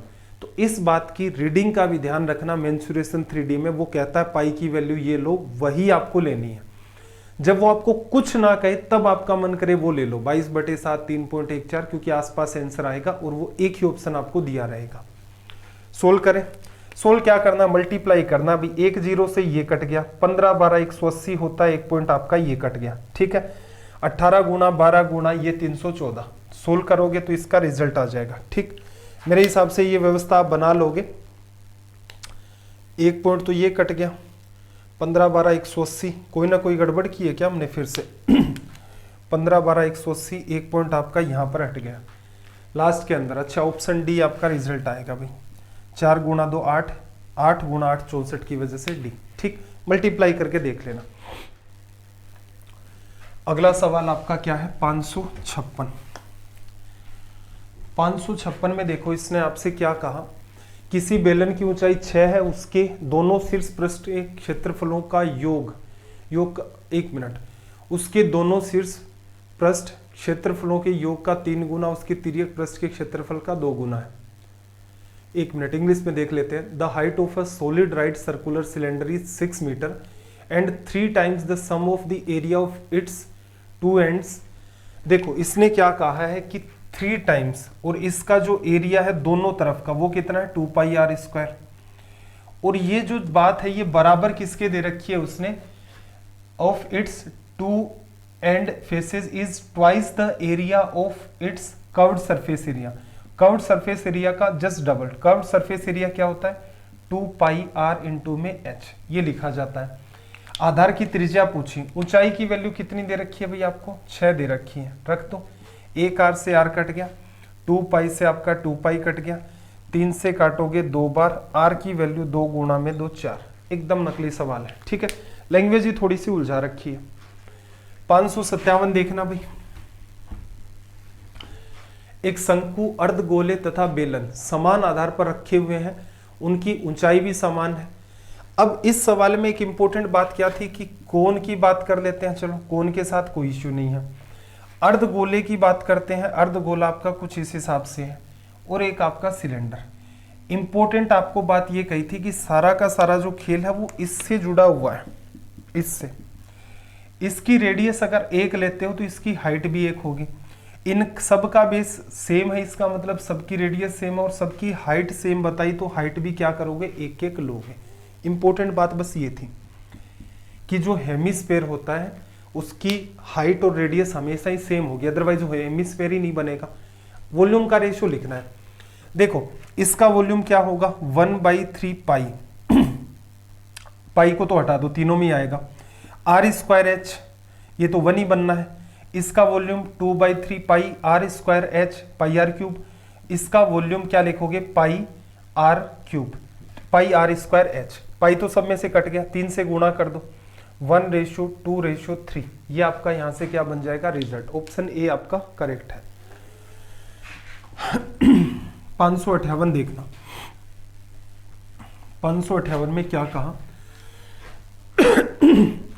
R1 R2 रेडियस वाले तथा बराबर ऊंचाई के शंकु हैं दो, उनको पिघला करके ठोस गोले के रूप में। देखो वॉल्यूम जब दोनों का लिखोगे आप तो 1/3 पाई R1 का स्क्वायर और R2 का स्क्वायर, दोनों को मिला करके पिघला दिया, वॉल्यूम इक्वल हो गया। पिघला करके बनाया क्या, एक गोला। गोले का वॉल्यूम कितना होता है भाई, 4/3 पाई, रेडियस आपने मान लिया r का क्यूब। आपसे पूछा है शंकुओं की ऊंचाई। 1 मिनट, इसमें ये बात हमने मिस कर दी। 2 R1 R2 त्रिज्या और बराबर ऊंचाई, h आप ले लो कॉमन, पिघला करके बनाया तो ये क्या आ गई, r³। पाई/3 कट गया। h देखना, h क्या आ गया, 4r³ प्लस r2²। देखो कौन सा ऑप्शन मैच खा रहा है, 4r³। ऑप्शन सी अपना यहां से क्या हो गया, करेक्ट। R1 R2 वो वाले ले रखे थे। लॉजिक आपको समझ आ गया होगा, कोई खास लॉजिक है नहीं वैसे भी इसमें। 559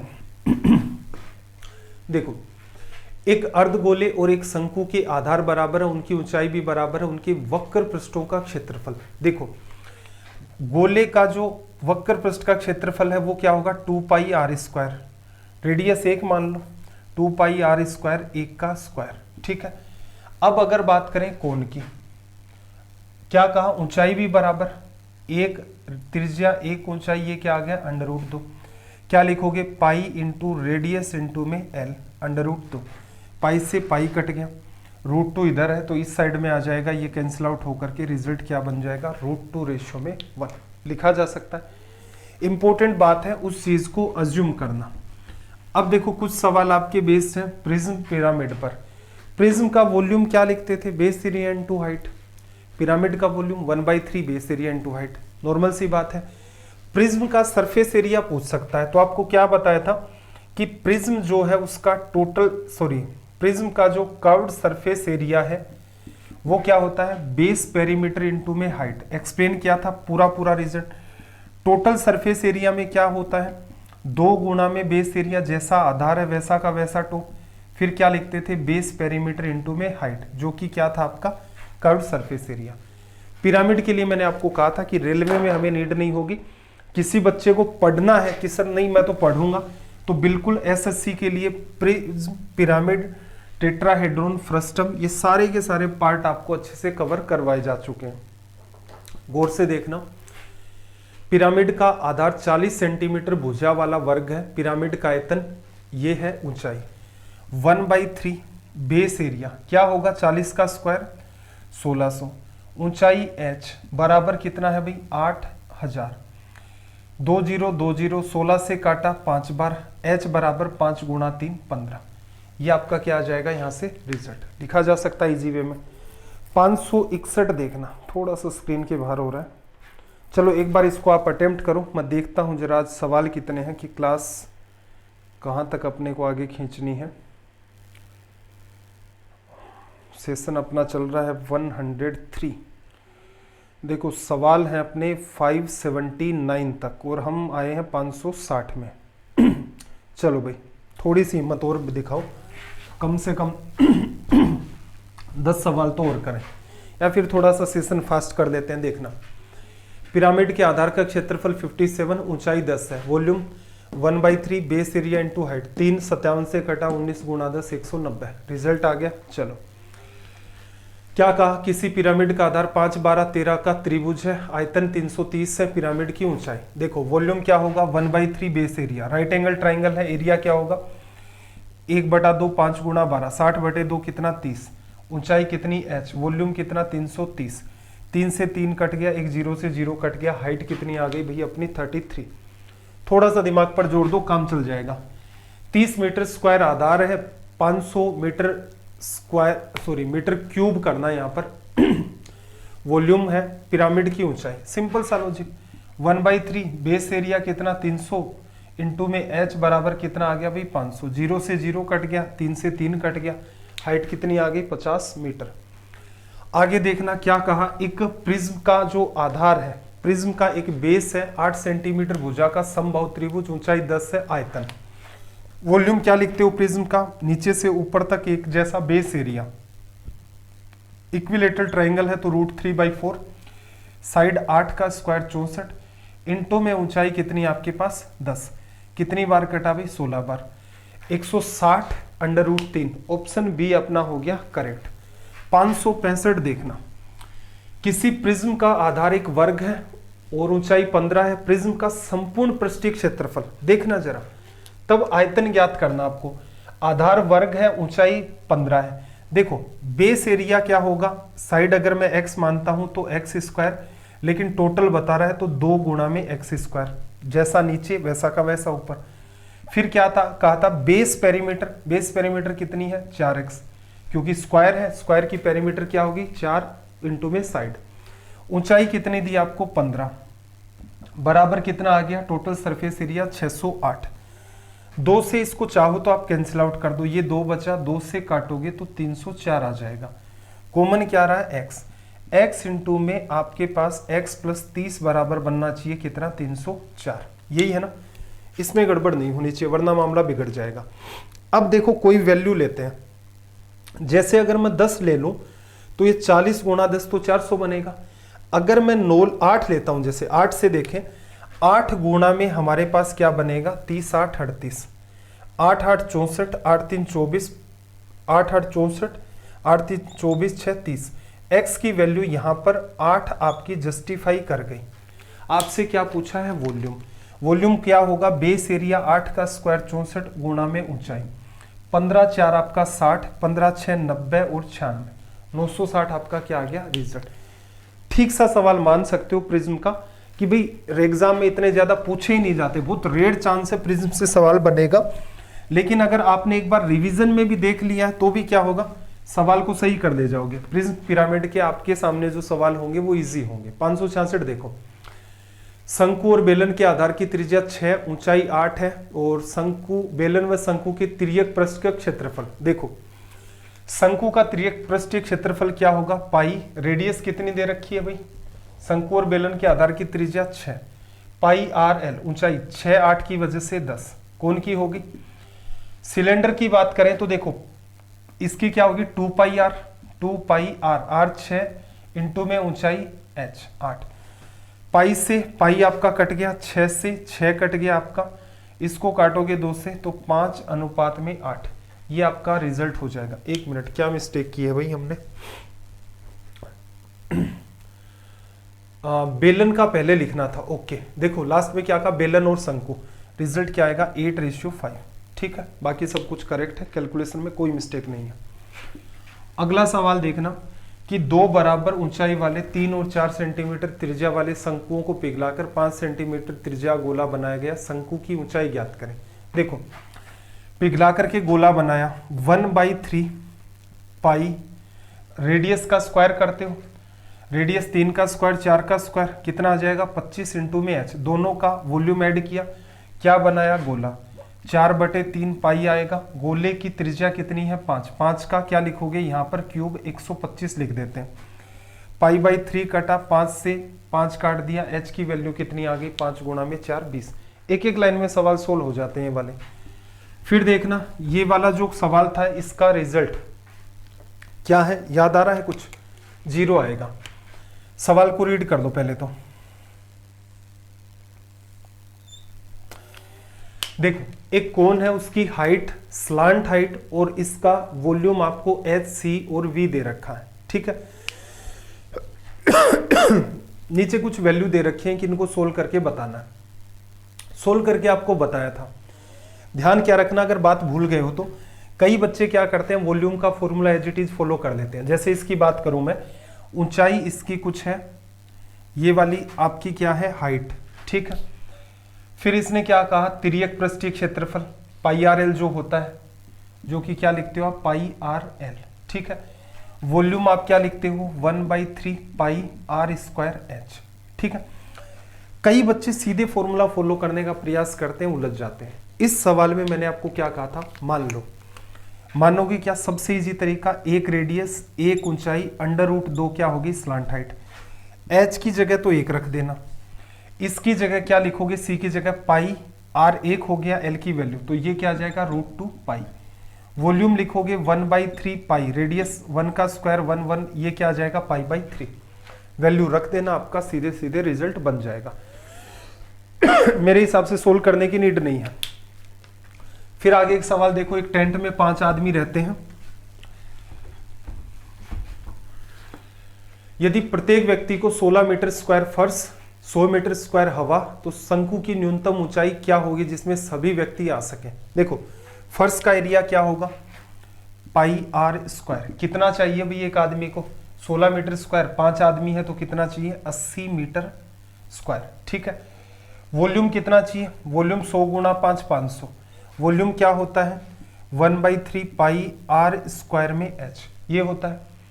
शंकु की न्यूनतम ऊंचाई, डिवीजन कर देते हैं, इस वाले में इसको डिवाइड कर दो तो ये क्या होगा, इसमें इसका डिवीजन किया है तो ऊपर h/3 है और अपोन में ये पार्ट आ गया, इधर क्या 500 बटा में 80, 50 बटा में 80, 8 आ गया, ठीक है। सोल्व करोगे तो देखना जरा, ये 25 आएगा तो h की वैल्यू 25 गुणा 3 75 बटा में 4, 4 का भाग दोगे 18 4 72, 18.75, ये आपका रिजल्ट आ गया। ये भी एक ठीक सवाल है। पहली बार जब आप देखते हो तो आपको ये लगता है कि बड़ा टिपिकल है, लेकिन बाद में आपको पता चलता है कि यार ये वही है, नॉर्मल सा ही सवाल है। देखो भाई सिमिलरिटी पर बेस वैसे तो सवाल पूछे नहीं जाते हैं, फिर भी देख लेना। किसी भी शंकु को उसके आधार के समांतर अलग अलग हिस्सों में काटा जाता है तो आपको क्या सिखाया था, बात को समझना। 3 बराबर ऊंचाई में, तो पहले कोण की ऊंचाई 1, ये भी 1, ये भी 1। पहले कोण की ऊंचाई क्या है 1, दूसरे कोण की ऊंचाई क्या है 2, तीसरे कोण की ऊंचाई क्या है 3। हाइट की यूनिट होती है सेंटीमीटर, वॉल्यूम की यूनिट क्या होती है सेंटीमीटर क्यूब। हालांकि ये सारा खेल सिमिलरिटी से निकला है, इतना आसान नहीं है। सिमिलरिटी के बिना इस चीज को समझाना बड़ा टिपिकल है। सिमिलरिटी हमने पढ़ी नहीं है, रीजन हमें कोई सवाल ही नहीं दिखे थे मिड पॉइंट थ्योरम के अलावा रेलवे के अंदर, इसलिए उसको हमने वैसे ही छोड़ रखा था। इंपॉर्टेंट बात है, यूनिट को बैलेंस करना भी एक तरीके से सिमिलरिटी है। तो ये तो है इसकी हाइट जो है वो लंबाई, यूनिट क्या है सेंटीमीटर सेंटीमीटर सेंटीमीटर। अगर आप आयतन लिखोगे छोटे कोण का तो वॉल्यूम का जो यूनिट है वो क्या होता है सेंटीमीटर का क्यूब। 1 का क्यूब 1 वॉल्यूम, दूसरे कोण का यूनिट क्या होगा 2 का क्यूब करोगे 8 वॉल्यूम, तीसरे का 3 का क्यूब करोगे तो वॉल्यूम कितना 27। आपसे क्या पूछा है, 3 बराबर भागों में डिवाइड किया, तीनों भागों का, पहले भाग का वॉल्यूम 1, इसका 8 है, इसका 1 है तो बीच वाले का 7, पूरे का 27 है, ऊपर तक 8 है तो इसका कितना आ जाएगा 19। असल में ये करना होता है, बस स्टार मार्क कर देना इस सवाल को बिना कोई दिमाग लगाए कि सर सिमिलरिटी पढ़ाकर समझाओ तो मजा आए। एसएससी में पढ़ेंगे भाई सिमिलरिटी। सिमिलरिटी अपने आप में इतना बड़ा पार्ट है कि 10-12 घंटे उसको पढ़ना पड़ता है। 6-7 घंटे तो डायरेक्ट उसे पढ़ते हैं, फिर अलग अलग पार्ट्स के साथ उसको रिलेट करवा के पढ़ते हैं। देखो शंकु के आधार की त्रिज्या और ऊंचाई है, ये शंकु का आयतन ये है, सिर्फ और सिर्फ कैलकुलेशन है। 5x और 12x मान लो, मल्टीप्लाई करके इसका रिजल्ट निकाल दो। 572 में देखो एक अर्ध गोलाकार कप दे रखा है, हेमिस्फीयर के जैसा, त्रिज्या 4 है, कॉफी से पूरा भरा हुआ है। कॉफी को 8 सेंटीमीटर त्रिज्या और 16 सेंटीमीटर ऊंचे शंक्वाकार पात्र में उलट दिया जाता है शंकु के खाली भाग का। ऐसे सवालों को डील करने का तरीका देखो, क्या किया, ये जैसे मान लो कॉफी है, इस पार्ट में ये कप मान लिया हमने नीचे इस टाइप से। असल में देखा जाए तो मैथ का अपना यही पार्ट है, ठीक। इसको उलट दिया गया है किसके अंदर, मान लो कोई ऐसा ट्रेंड में कप आ गया होगा इस टाइप का, पकड़ने के लिए जगह ऐसी होगी, रखने के लिए मान लो कुछ ऐसा सा मामला बना रखा होगा कि भाई इसके ऊपर इस कप को रखा जाएगा, यहाँ पर ला करके रख देंगे, ठीक है। इमेजिनेशन संभव है। देखो इसमें कॉफी है, इसकी रेडियस कितनी है 4 सेंटीमीटर, इसका वॉल्यूम क्या होगा भाई 2/3 पाई 4 का क्यूब 64। उलट किस में दिया, उसमें उलट दिया। इसका वॉल्यूम क्या होगा 1/3 पाई, रेडियस कितनी भाई 8, 8 का स्क्वायर 64 गुणा में ऊंचाई 16। आपको एक्चुअल में नहीं देखना, आपको सिर्फ रेशियो लेना है कि इसका वॉल्यूम कितना, इसका वॉल्यूम कितना। सोल्व कर दें, पाई/3 कटा 64 कटा 1:8। आप क्या कहोगे, इसका वॉल्यूम 1 लीटर है तो इसका वॉल्यूम 8 लीटर है। आपसे क्या कह रहा है, शंकु का कितना भाग खाली रहा है, 8 में से 1 भर गया, 7 खाली रहा। 8 के बेसिस पर प्रतिशत में बदलना है, गुणा 100। 8 8 64, 8 7 56, 8 5 40। कितना भाग खाली रहा 87.5। सवाल के स्टार लगा लेना। कई बच्चे क्या करते हैं, एक्चुअल वैल्यू निकाल करके सवाल को सोल्व करने का प्रयास करते हैं, ये गलती आपको नहीं करनी है। आप क्या करोगे, रेशियो लोगे हर सवाल के अंदर और रेशियो के बेसिस पर सवाल को डील करोगे। अगला सवाल देखना,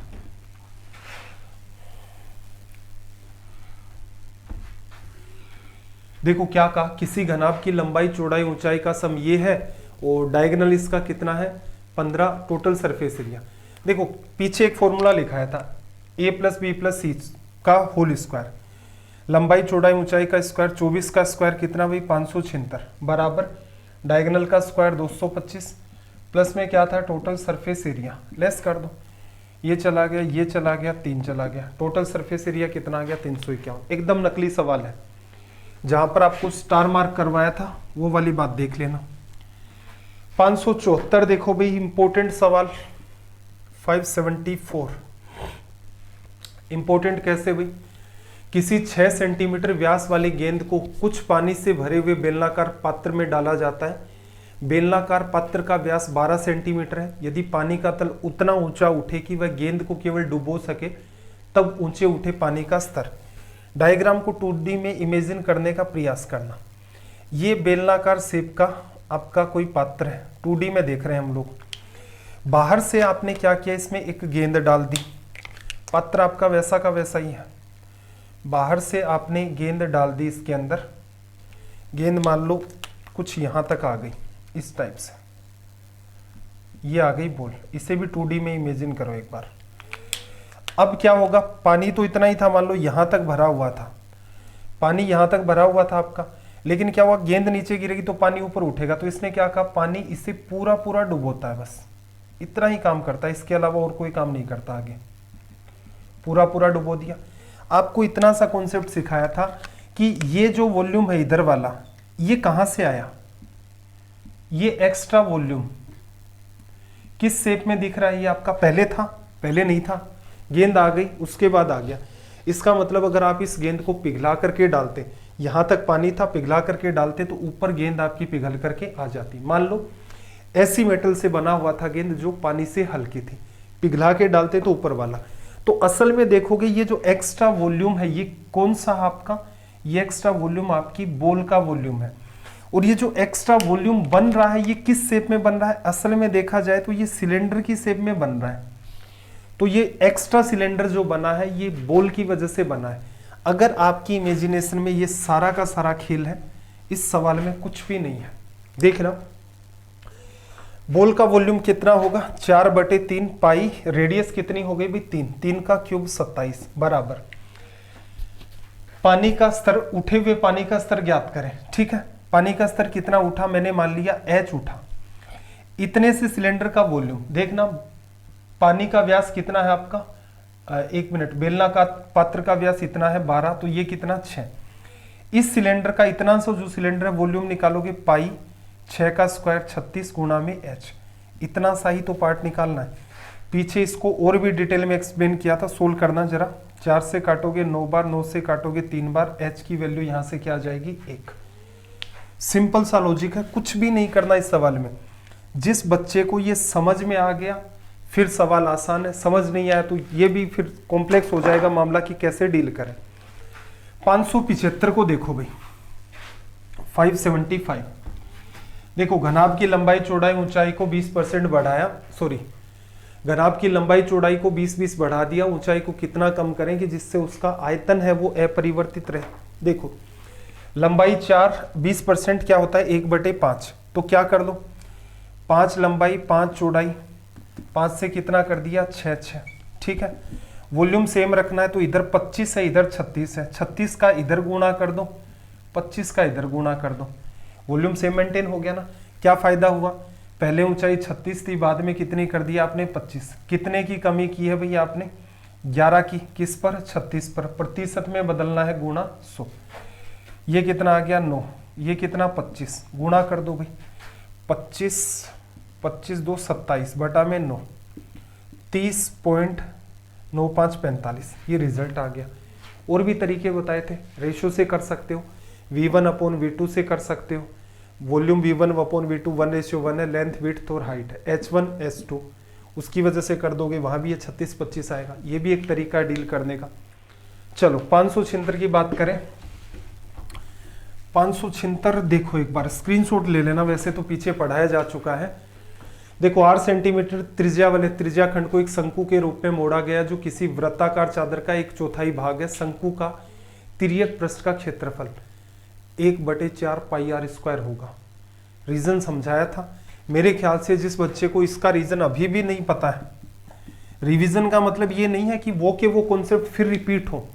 रिवीजन का मतलब ये है कि कुछ पार्ट तो मैं 70-80% तो खुद की तरफ से रिपीट करूंगा, बाकी आपको गो थ्रू करवाऊंगा तो आपको ये पता चले कि अच्छा ये वाला पार्ट मेरा वीक चल रहा है। तुरंत जाओ पीछे क्लास में देख लो, सवाल करवाया है, एक्सप्लेन किया था, काफी टाइम लग जाएगा, इसलिए मैंने कहा था कि ये सवाल एक बार समझ आ गया वर्बली कर सकते हो। रिजल्ट क्या होगा पाई आर स्क्वायर बाई 4।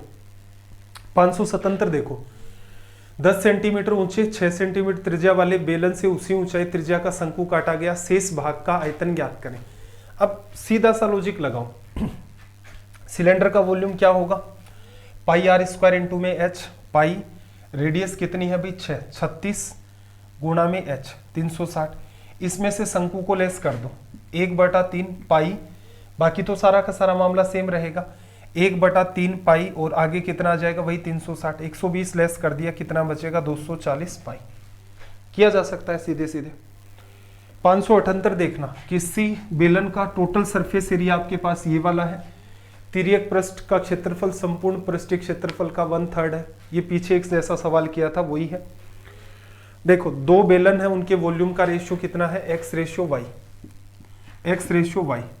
बेलन है, पाई पाई कट गया, रेडियस का रेशियो डायमीटर का सेम होगा तो ये a स्क्वायर और b स्क्वायर।